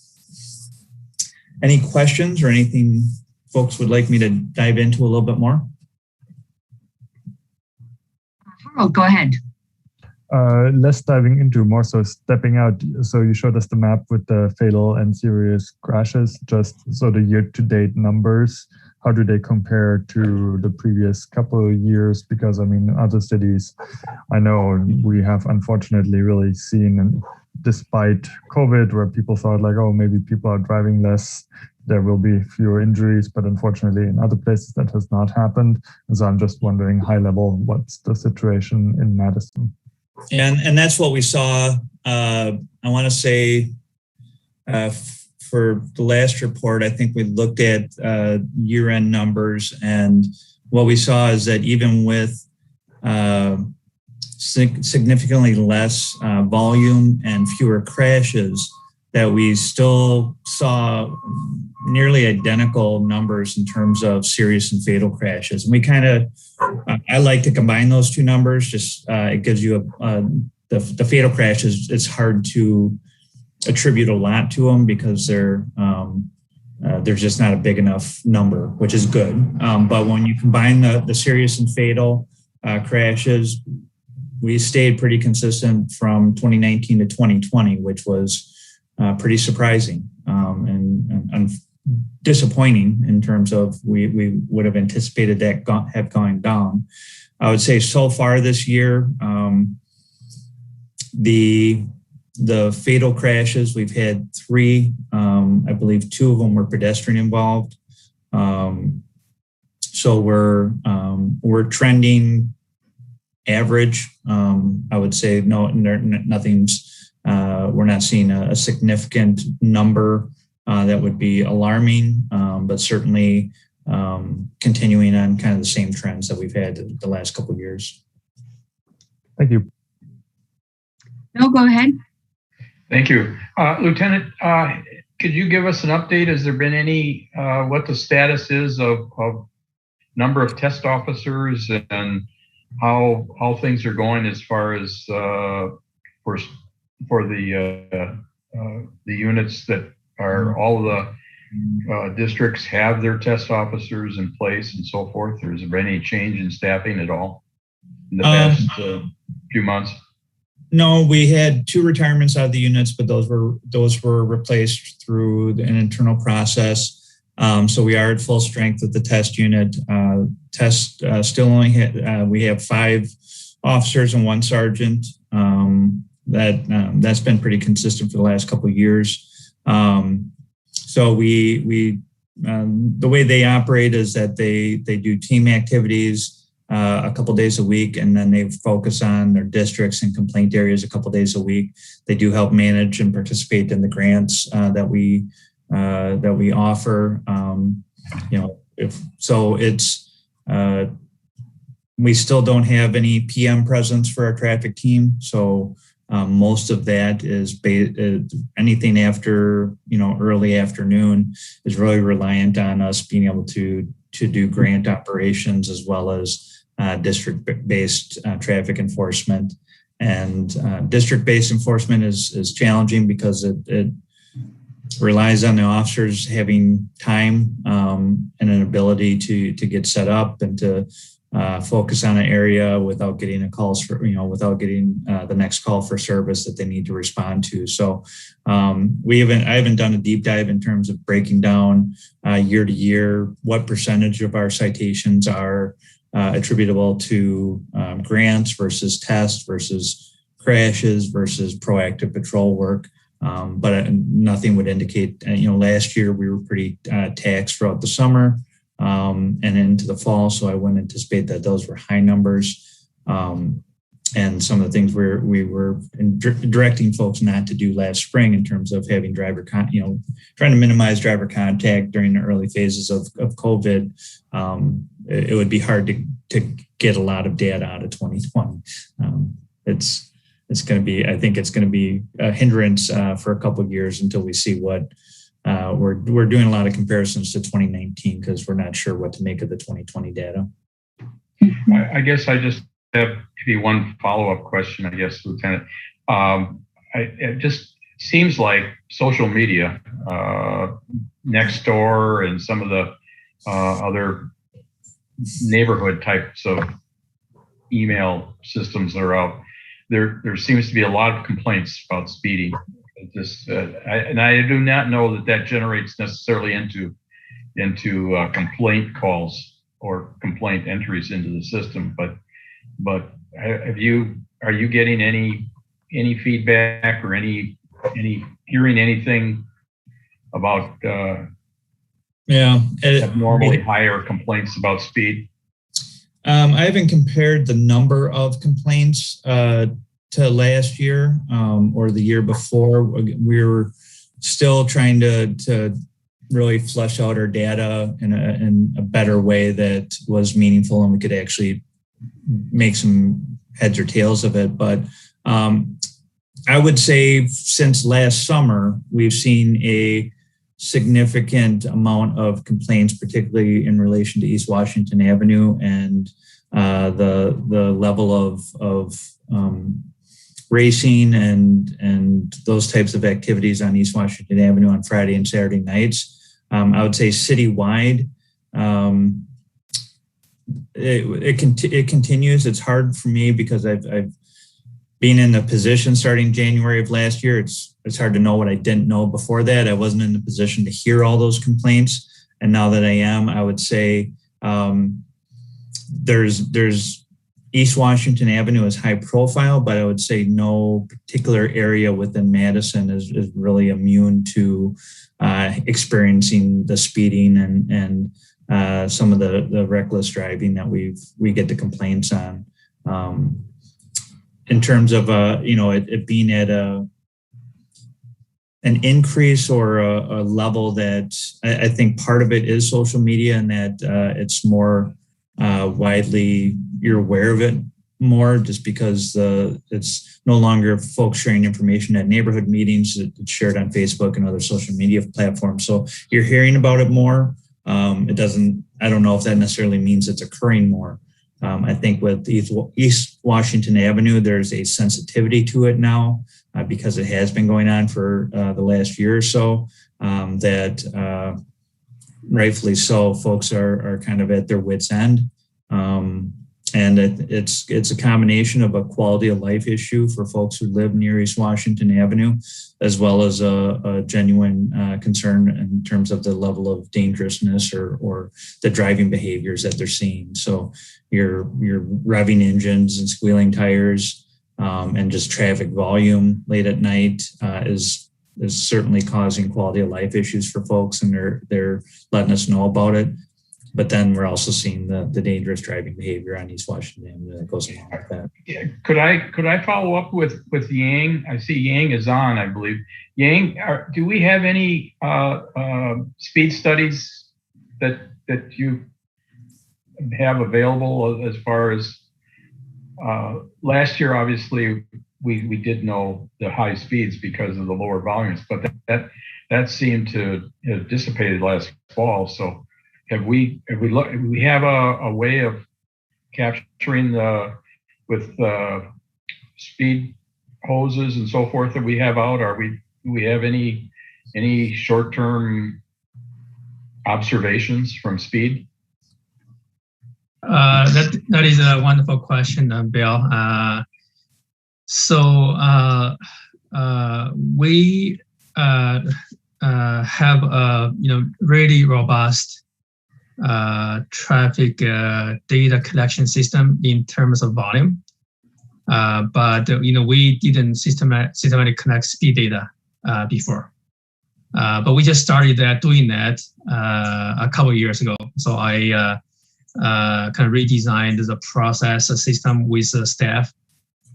So instead of using one hose just to get the volume, we're now using two hoses to get the volume, better volume data actually, and the speed data. So we're building that up right now. So we have some speed data, but don't have the data going back for a long time, and we don't have data cover the entire city yet. But from the data we're gathering systematically, also from the data we're gathering for projects, we did notice that speeding become worse last year. Especially some really high speeds that we have seen, it's kind of absurd. We have seen over 100 miles per hour on some streets like East Washington Avenue. So that definitely is a problem, and we did see that in the data. So it sounds like that's something that would be helpful in the future, Yang, for comparative purposes, correct? That is correct. Yeah. So as I mentioned, because we don't have a resource to cover the whole city every year, we used to, for count data, we used to cover the entire city every couple of years. But since we added work for another host to collect speed, we are now changing that to, instead of do the whole city every 2 years, we do the entire city in 3 years. But we get higher quality data and we get speed data. So that's I think that's a really good compromise to make, because traffic volume really didn't change that much for most part of the city, unless there are development project happening or other events, construction. So we think every 3 years data is still very useful, still valid, but just get some awareness about the speed data in the city on system-wide level. We feel like that's helpful, and the longer we go, the better data we're going to have. Mm-hmm. Thank you, Yang. Mm-hmm. Alder Miadzi. Thank you. Well, Lieutenant, you kind of actually covered on a little bit about this, but, talking about, some of the proactive educational opportunities about traffic safety. If you want to elaborate any more on it, but I think you kind of went around it and said a little bit about it. We've the last couple months, we've started advertising more. We get a lot of feedback in terms of, I think there's a perception that We're still kind of in a stand down mode from last spring and summer between COVID and the civil unrest. And it's not the case. So part of what we're doing is letting folks we know that we're out there and we are doing things. We've been posting on the PD blotter, which usually gets picked up on Twitter in terms of letting folks know we are out there doing these enforcement activities citywide. That is not the only thing we're doing, but that our effort that we are doing those efforts out there usually contain some type of safety message in terms of slowing down, statistics related to seatbelt use or drunk driving.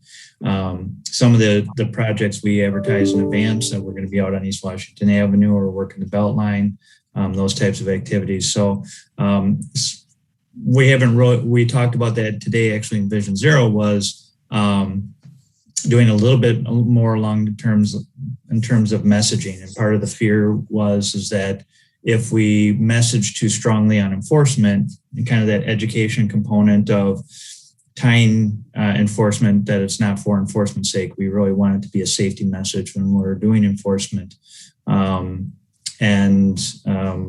We talked some about, because the fear is that we didn't want to have folks associate Vision Zero just with as an enforcement component or enforcement strategies through the city.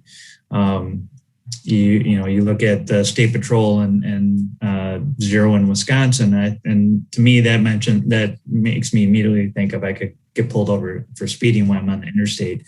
We wanted really Vision Zero to be much more rounded and talking about safety and data driven. So we would welcome more opportunities to partner with that. And I think that's a strong component of Vision Zero that you'll see coming out this summer is those safety messages, pedestrian safety messages. But certainly any feedback in terms of where we are being heard or we're not being heard, it would certainly help.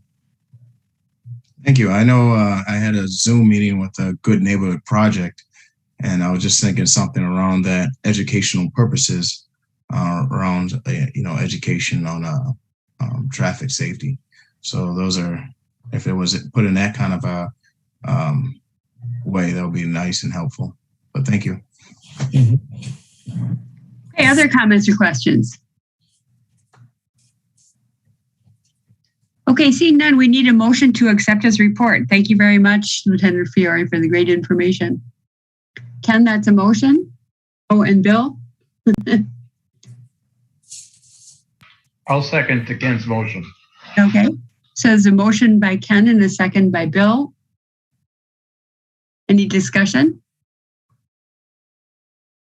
Okay, we'll assume a unanimous consent vote unless anyone is opposed or wishes to abstain. If so, please raise your hand. Okay, thank you, Lieutenant Fiore. Great report. Okay, let's move on to some brief verbal updates for our quarterly reports from parking, metro, and traffic engineering. Sabrina, did you want to go first? Sure. Good evening, everyone. So I will try to keep it brief, just a verbal update. So starting with the parking enforcement transfer, I think as everyone is aware, the council voted last month to approve the transfer of parking enforcement operations to Park Utility. Since then, we've had a number of internal staff meetings, met with all the parking enforcement staff, human resources, labor, to get input on the transition team, communication process, and just address questions and concerns. I know they've raised a number of questions with regard to how that might impact their classification. So we had HR present to answer a number of those questions related to the reclassification process and just kind of the standard handbook and ordinance related issues regarding the parking enforcement positions. Also, a couple items have come up in some of the meetings that we've started to address with that transition. One is the transfer of the city's towing contract. So it's typically been handled by a police department. And the primary use of that contract is parking enforcement. Fleet also uses that as well as Metro.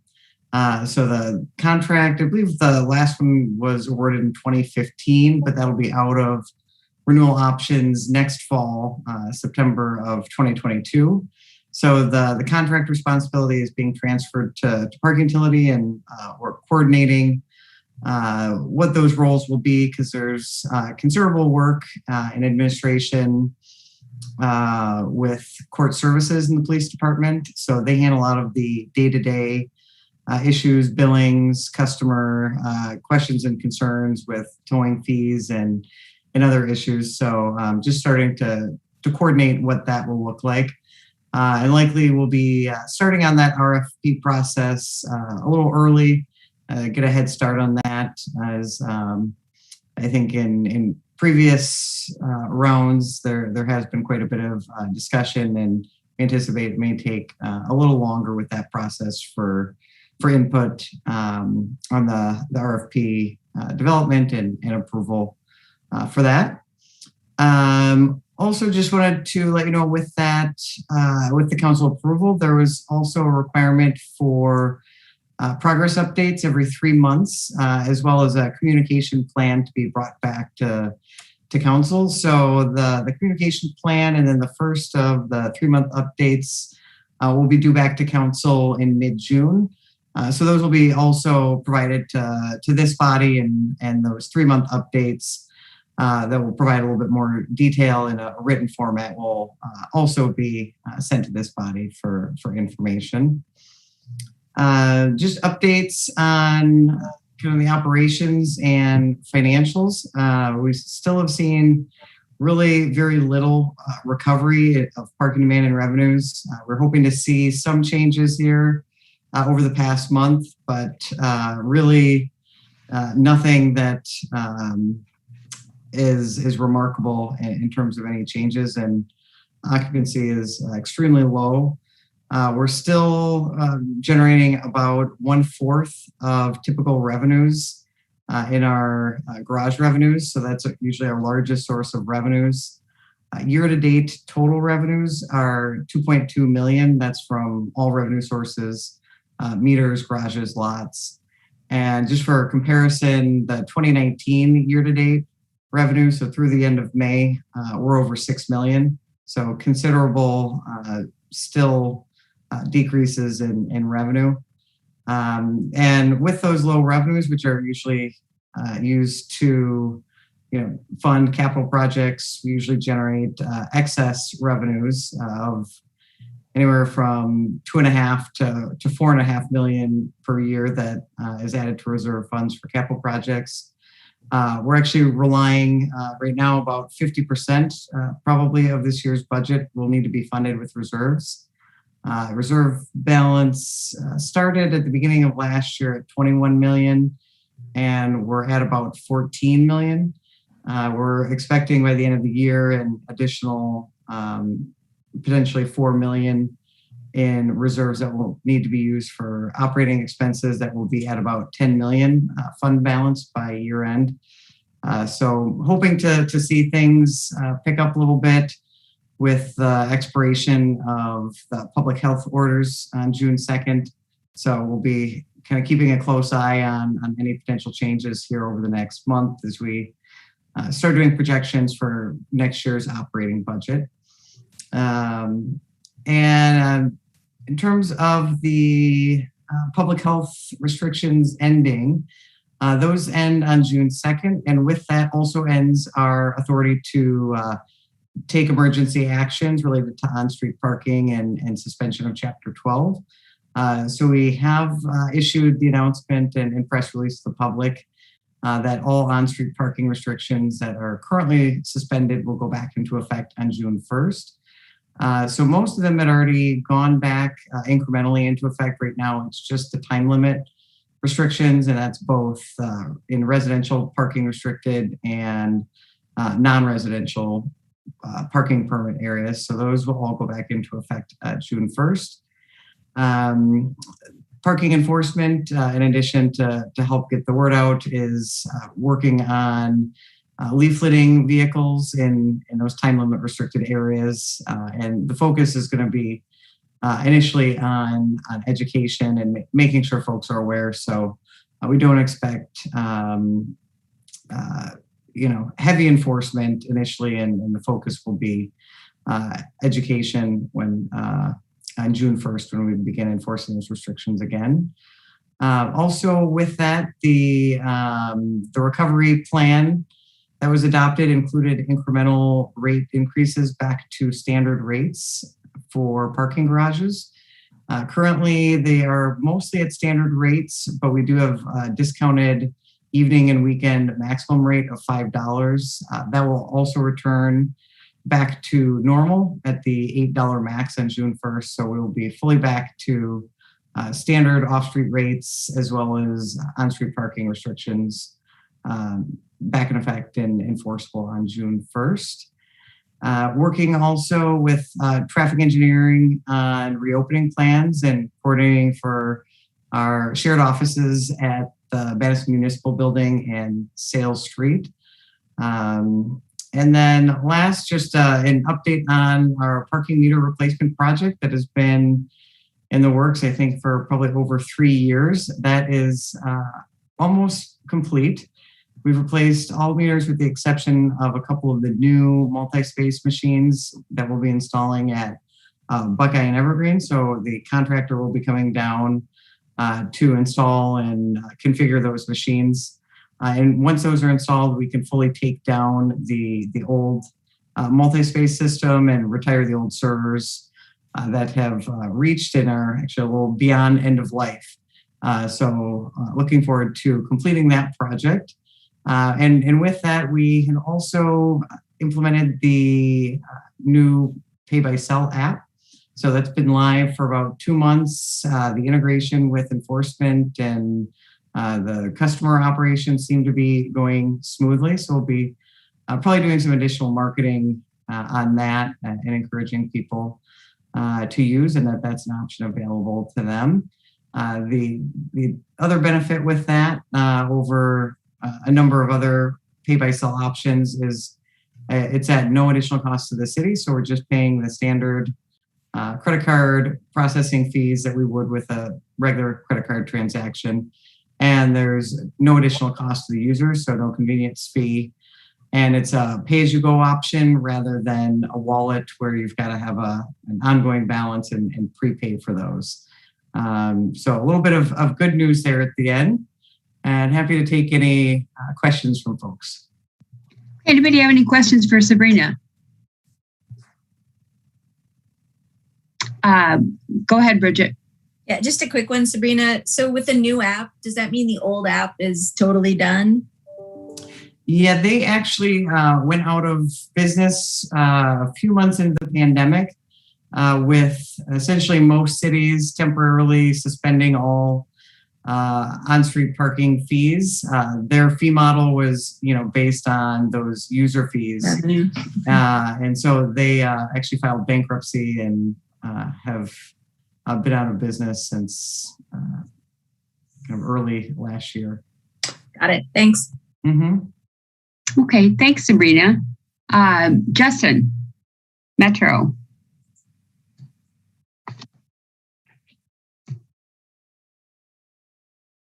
Justin, are you there? I am. Sorry, I'm searching for the. All right. Thank you, everyone. It's here. So, update. I'll do my. So, just a few quick updates on the bus rapid transit project and redesign. And I think most of you are keeping up on much of that. But just so you're aware, the network for the BRT station design was approved by the Urban Design Commission tonight. So you'll likely see, or there's an article in the paper about that design. I encourage you to go check that out. I think it's an exciting design and that we'll move forward with, and we'll go forward with the actual engineering for that project on that. And then also, as we talked about earlier today, we're moving forward with a program manager consultant that I think will really help us move that project along. And then the network redesign project, we've completed our core design retreat with our consultant. And so they are working on kind of 2 contrasting networks that will be public later in the year, or later in the summer, I'm sorry, that will kind of form those bookends around what a full ridership versus what a full coverage network looks like. And then we'll be able to, based on public feedback later in the summer, we'll be able to move forward towards I'm assuming some sort of compromise between the two that reflects the values of our community. More specifically to Metro and some of what's going on with us. So with COVID, obviously that's still a hot topic, as Sabrina mentioned as well. We do expect to lift our capacity limits next week, along with the expiration of the public health orders. However, one thing that will be really important to communicate with our riders, we are still under a mask order. Even when the Dane County mask order is lifted, we are still subject to a federal TSA mask order through September. And so that will apply to obviously our riders and our drivers. But frankly, I think we will see compliance start to dip and have more and more challenges with compliance as people perceive that those mask requirements are done. But for transit, they're not, and we'll continue to try to message that as best we can. Ridership is still significantly impacted, just like parking. We're currently at about 35 to 40% of 2019 levels. So we are starting to climb back. We were, in the depths of last summer, we were at 10 to 15% of our 2019 levels. And so we are starting to see that come back, but it's still not even halfway back to normal. I do think as UW goes back into more of a normal session in the fall, we'll see those numbers get closer to normal. But they certainly will take, I think our estimate at this point is that it's going to take 4 years likely to get back to 2019 levels. So we need to set expectations appropriately.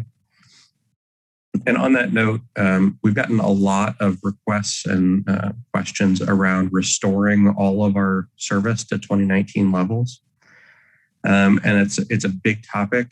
As we've talked about in TC on our public hearings earlier this year. We are, we're planning to make some changes in August that were approved by you all a few months ago. But otherwise, kind of keep the status quo as we are right now. As we bring on additional drivers, we'll have capacity to supplement those existing routes with additional buses if we need to for capacity concerns. But to add actual additional scheduled service where we added those routes back in, some of those peak hour only routes, is going to continue to be challenging for a while. And that's primarily because of staffing concerns. We were about 30 drivers understaffed before the pandemic, and we had overtime through the roof. We had supervisors and even mechanics that had to be pulled out on the street to do service, just to get that service on the street. And this was all before the pandemic. And so, our staff has been under a tremendous level of stress for these last 14 months. And I don't really want to add to that by forcing them to work 60 or 70 hours a week, which would be required, frankly, with our current staffing levels to restore all of 2019 service. And so we're really trying to hold that line by keeping service where we are and while focusing on getting those staffing levels up. We did see a lot of retirements because of COVID over the past year, a lot more than normal. And we're continuously having problems, getting enough people in a training class to make headway on our numbers. But we are starting to make progress, but it will be slow. And so our current plan, our current projection is that we'll be fully staffed by summer of 22, so about a year from now. And that's the point at which we would have the capability of restoring more of the service. But that's also, by that point, we'll have the network redesign plan approved, most likely. And so when we start to restore service, it likely will take the form of whatever that network redesign plan says, rather than what our 2019 route network looked like. So I just want to set those expectations for everyone. And we continue to get a lot of requests, especially now that UW is going back and is committed to going back in the fall. Both students and staff have been saying, well, hey, where's my route that hasn't been running for 15 months? And it's a tough message to them, but essentially it's that route's not coming back this year. And instead we focus on getting them to other routes. In many cases, they have other routes that are available. They're just a lot less convenient, that maybe don't go straight downtown, instead have to go through a transfer point. But that unfortunately is the situation that we're in. And then lastly, I'll just touch on an effort that we're undertaking with all of our partners. So for those of you who aren't aware, the Metro's arrangement with how we provide service to surrounding communities, as well as with other partners like UW, is very unique. Most cities, either if it's a city transit department, only provide service to that city. Otherwise, they're typically a regional transit authority. We do not have that luxury. The state law does not allow us to form a regional transit authority. And so we are, the situation is that we have all of these partnership agreements with various partners. The challenge, and this has been even more pronounced with COVID, is that we have individual contracts with each partner, but what one partner does affects another. So if one partner changes their service levels, that all the other partners, now their percentage share of the system is different. And so their assigned costs are different. And so that really complicates those agreements. And as we've gone into COVID and things have shifted slightly, for various factors, it's really thrown in a wrench into those budgets, and they just kind of have gone haywire. And so we're working with our partners to redesign a more resilient contract that allows them to kind of absorb those bumps in the road when there's disruptions, both major and minor, as well as try to enforce a more long-term commitment. Because right now, all of our contracts have a 90-day out. Any partner could just give us 90 days notice and leave the system. But we've purchased buses, we've hired staff, all of that to provide their service. And so a partner's ability to just back out is certainly a big risk to all of the other partners. So we hope to have those revised partnership agreements agreed to by this fall. Hopefully by maybe the end of the year, we've got them approved. So with that, I'm happy to take any questions that y'all might have. Questions for Justin? Carl, go ahead. Yeah, I mean, maybe not so much a question as a comment. I know it's late, so I'll keep this short. I mean, I had emailed Fedorkovich and you, Justin, about this because this is really an issue dear to my heart, and I really appreciate the response that lays out all the constraints that you are facing in restoring Metro service levels. But I mean, it really makes me concerned where we have this horizon, like, well, maybe 4 years from now, we'll be back to ridership pre-pandemic.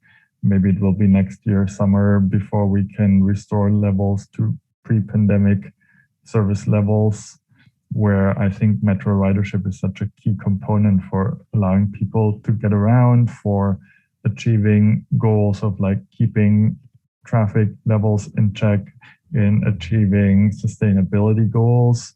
So I think this might still be worth a more deep conversation, maybe together with TPPB, where we really talk about how can we speed up this process? How can we use the federal funds that we have? I mean, we have received a good amount of federal funds, and I mean, if we are asking those questions, the public will be asking those questions, the Common Council will be asking those questions during budget deliberations, like, you know, if Metro cannot deliver the service, then does that mean they might not need the resources anymore?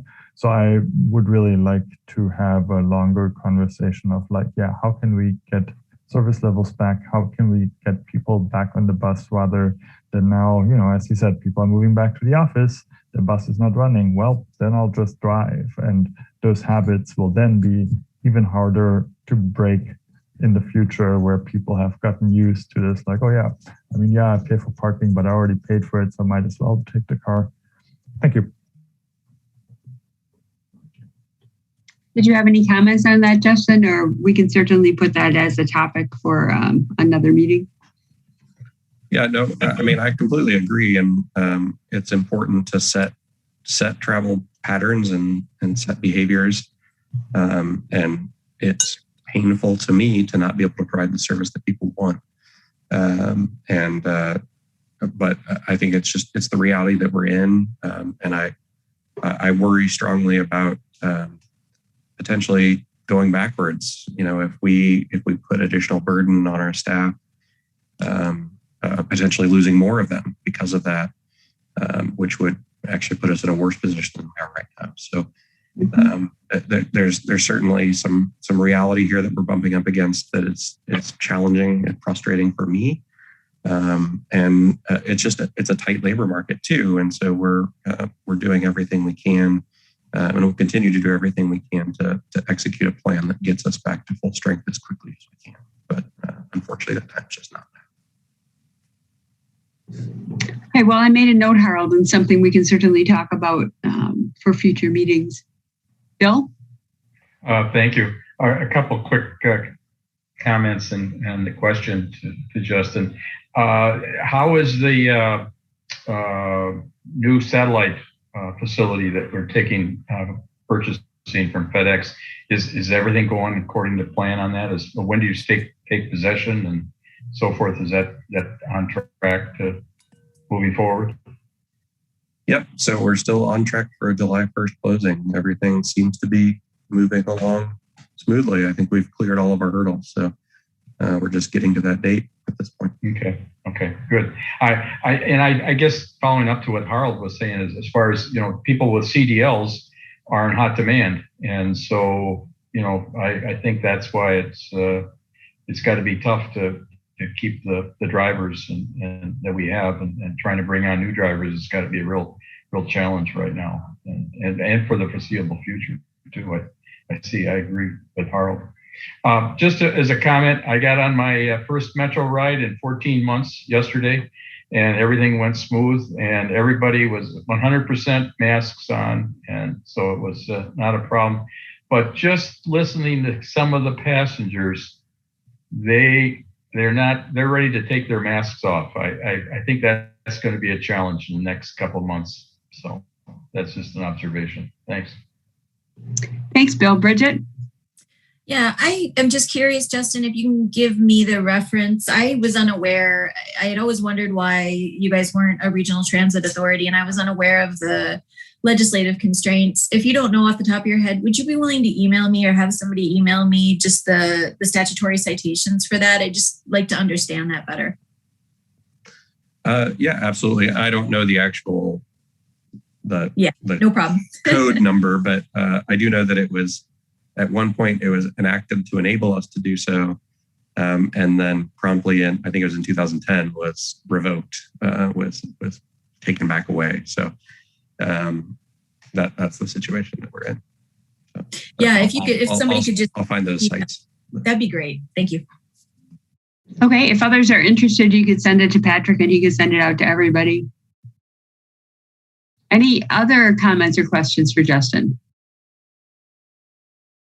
Okay, Yang, you're up. Okay, thank you, Anne, and good evening, everyone. Happy to be, I think I might be the last one. Sorry about that. Oh, that's okay. Yeah. So I was just trying to be brave, but you know how to get a hold of me. So if you have want to learn more, please feel free to contact me. But I want to organize my report in 3 different parts. First, I'm going to talk about the staffing and operation. Second, I'm going to talk about our projects, especially updates on some of the key projects that you have heard a lot about. And finally, I will talk about our 2022 capital budget request, which we just submitted yesterday. So with that, for staffing and operations, so we are still operating under the COVID protocols, but I'm happy to report that we are cautiously moving away from some of them as the situation improves. Our field staff that operating from both the CL Street facility and also La Cosa Trail facility have been working regularly for quite some time now through the pandemic. Most of office staff working from MMB are still working remotely, but we start to see more and more people coming to office, also more and more often. We, as Sabrina mentioned, that we have a joint staff team, traffic engineering, parking, utility. We're working on a reopening plan, bringing more staff back to office and also be open to the public. So right now we are tentatively looking at open to public for our services in early July, and having proper staff support in place for that. For longer term plan, we have a lot of demand for asking us to continue to allow teleworking for long term. And the city, just brought a new teleworking policy to allow that. And I think every agency will be a little bit different. For traffic engineering, we're thinking about being more on the flexible side, allow employees to work from home as allowed. We really didn't see a lot of issues through the pandemic by allowing employees working from home. We don't have productivity issues, and we have good morale. So I think we're going to make that decision based on individual position and individual needs of the employees, and also get official. So right now, it's everyone is all operating under the COVID protocol, allowing people working from home. But they eventually want to transition more to a teleworking agreement with each individual employees to formalize that for the longer term. We'll also make adjustments as the change, as the needs of the city change, and as the public demands change as well on that. So that's kind of staffing and operation. I'll move on to our projects. So this is a busy time of the year for us. Actually, it always seems like a busy time of year for us anyways.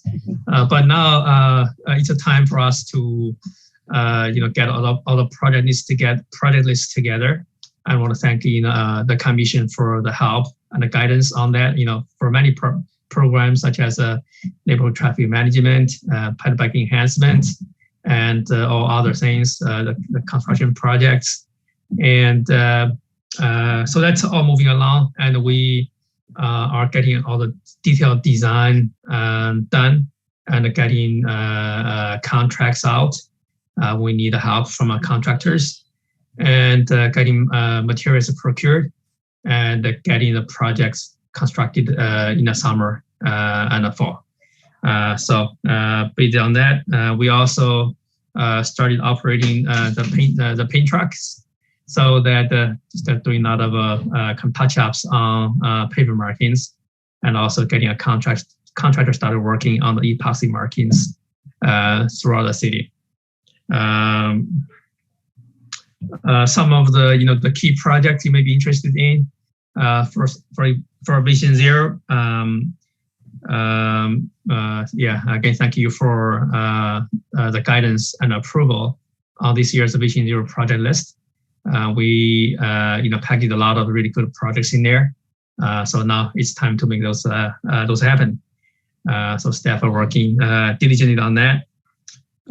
We also had more meetings and engagement with the stakeholder task force. We just had another meeting last week. We provided updates in different areas. Basically covers our projects, covers the MPD's work, and also covers fleet's work. So lots of different things, lots of different people are involved in the citywide initiative. So it's really good. We also started doing more breakout rooms for the group, and it went very well. Received a lot of really good feedback from those smaller group discussions. We look forward to doing more of that in the future. We are also making a lot of progress on the action plan development, and even though with the deadline extended to March next year, we still plan to bring a draft version to TPPB for the review in June. As we move along with the engagement process, we're going to finalize the plan, hopefully by end of the year. As you all know, we also combined the engagement of Vision Zero with complete and green streets. So we started doing some engagement on that, and looking forward to doing much more. Another project that we have been talking about recently a lot is 20 is Plenty. So thank you for approving the phase 1 project this year, and for helping us to select the 2 neighborhoods for implementation this year. We are working on a schedule for public engagement and implementation in those 2 neighborhoods right now. Start to have some meetings with the alders and the neighborhoods, and get the change made in those 2 neighborhoods. I mentioned the complete and green streets. We're also making a lot of progress on that. So the consultant team did a really good job with pre-engagement. So they got a lot of really good feedback from traditionally underserved population, and they designed an engagement plan. So we'll start to do that along with Vision Zero. Also, the consultants are moving to working on more gap analysis, and also some the model hierarchy work. So we'll keep updated on that. Finally, we also made a lot of progress on the LED street lighting conversion project. So we received a lot of good public feedback on that, and also a lot of media coverage. So I think people really appreciate the city taking the step to be more sustainable transportation system. So this is the first of the 3 years that we're going to undertake this big project, and we're on schedule, and we hope to keep it that way. And lastly, the last part of my report will be on 2021 budget requests. So really briefly, our total budget request submitted was $5.8 million. We traditionally don't have a very big capital budget request, because many of things we do along with city engineering. So those are included in their budget.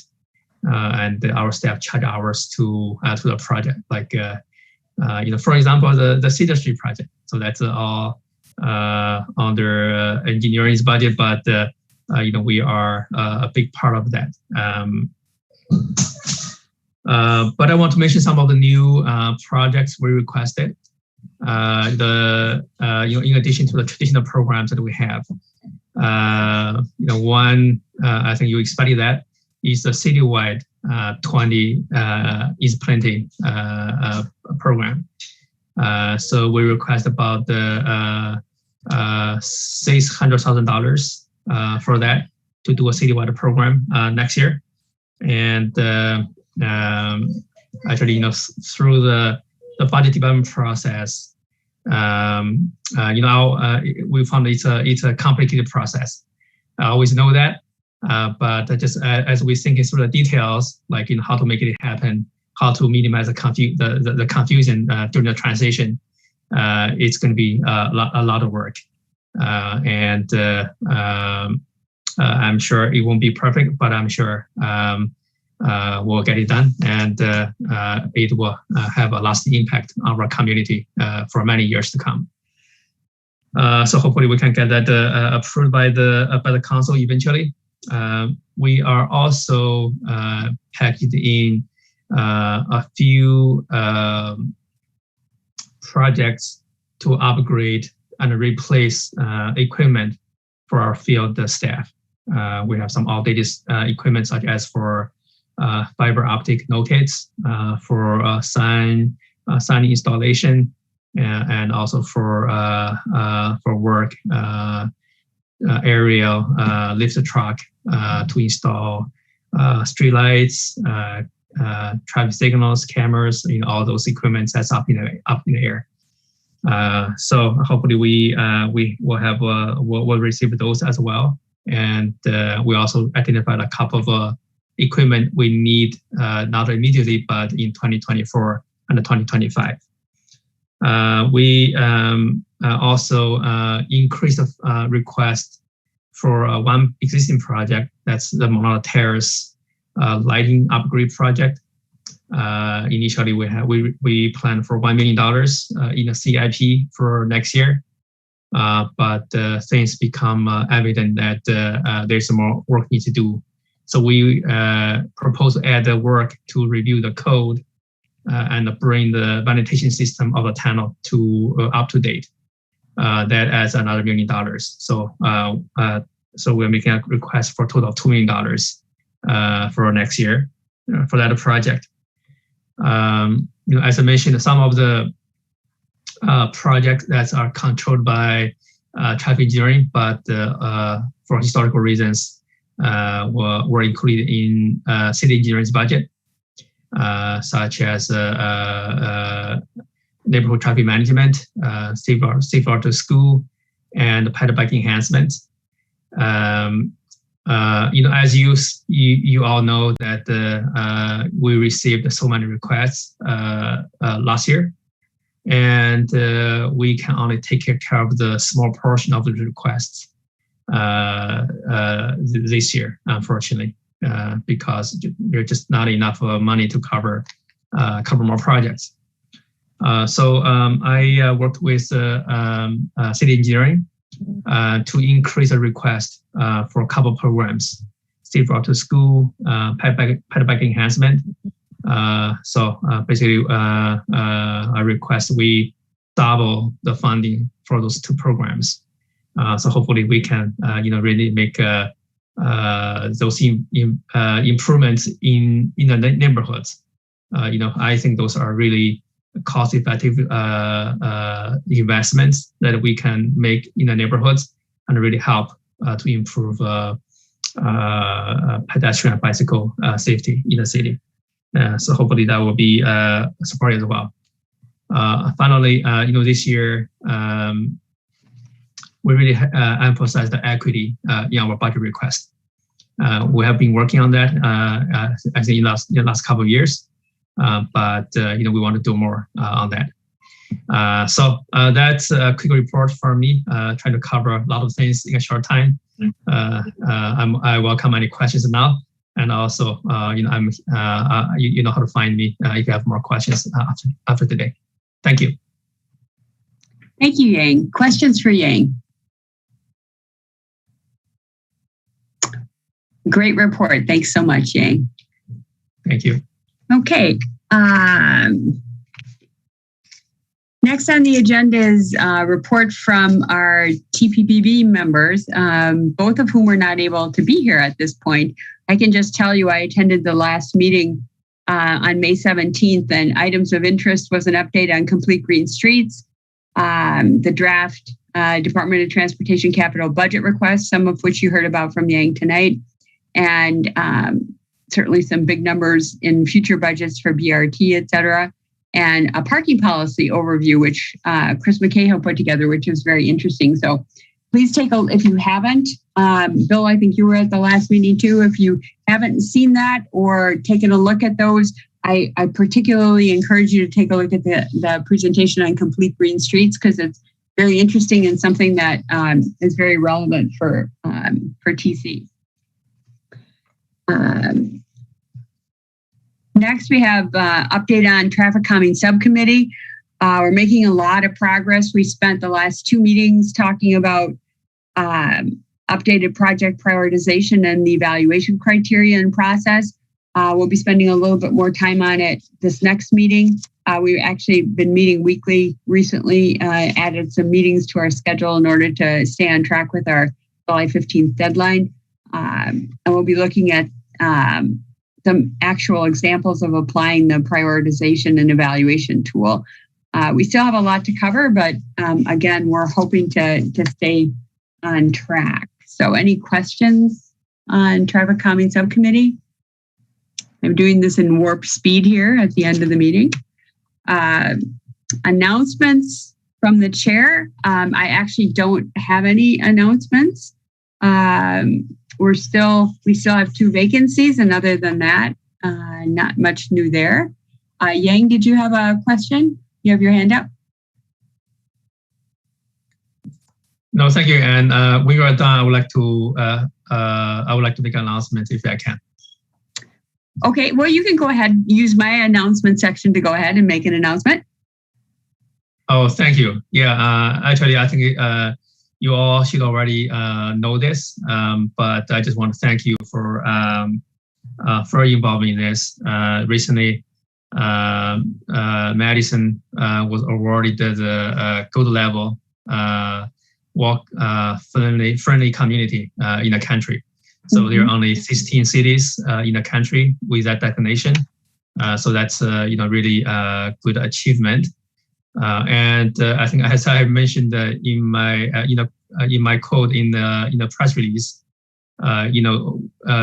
we didn't do this our own. This is the effort of many different city agencies, elected officials, and city committees, especially like a transportation commission. So you all really played a critical part, in cities' achievements like this. So I want to thank you for that, and I look forward to continuing working with you to make the city even better for walking. Hopefully, not in a not too distant future, we can be one of the platinum level cities for walking. Thank you. Yeah, great achievement, Yang. Thank you. Harold, go ahead. I had a question. I think, probably for you, and with the public health emergency order expiring, are there any, are we going to go back to in-person commission meetings at some point in the future? Have you heard anything about this? I had just actually had a meeting with Alder Foster on, I can't remember what day it was, Tuesday. And I asked him that very question. And because he's on the structure of city government implementation task force. And he said at this point, he didn't suspect that there would be any immediate return to in-person meetings, that it's possible the council may. but that he wasn't thinking that any of the boards, committees, and commissions would. And there's been a lot of discussion, a lot of feedback from people who enjoy the virtual option, much more convenient. I expressed the same from me, and I've heard that from other people, which I had passed that along to the mayor's office and passed that along to Alder Foster as well. He said he didn't see anything like that forthcoming, and he, in fact, hoped that we would be able to continue meeting virtually. So, was that your preference as well, Harold? I'm just curious. How did you guess? Yeah, no, I mean, I think we have, yes, there are many advantages to it, both for us as commission members and I think also to the public. I mean, yes, we have longer meetings, but that's because more people are able to participate in these discussions, which I am very much in favor of. But yeah, I was wondering, I mean, I think the fact that we were virtual was an effect of the authority bestowed on the mayor by the emergency, and now this was over. So I was wondering if by accident we would automatically revert, and it doesn't sound like that. So great. Oh, I don't think so. And one of the interesting recommendations in the structure of city government was to get more people involved virtually. And originally there was, I guess I hadn't heard this part, Alder Foster mentioned that it was said that it would be too hard to make that happen. They wanted to do some sort of hybrid type things. And then all of a sudden COVID happened and we just all went virtually, and everybody saw how easily it could work and how great our participation could be. So we just sort of happened into that. So it really was a recommendation in that particular report. So thanks for bringing that up. I was curious about that myself because I was wondering if we were going to get like a press release that said, oh, we're all back to meeting in person. But I have not heard anything more about that. So anybody else heard any other comments or have any other thoughts in that regard? Okay, if anybody does, certainly forward them to me, forward them to the mayor's office, forward them to Alder Foster, who's on that particular committee, or Alder Miadzi, or Alder Harrington McKinney, who are obviously can carry the message along as well. But I'm hoping that there's, a lot of support for continuing because of the convenience and the additional participation that we certainly have seen. So other comments in that regard? Thanks for bringing that up, Harold.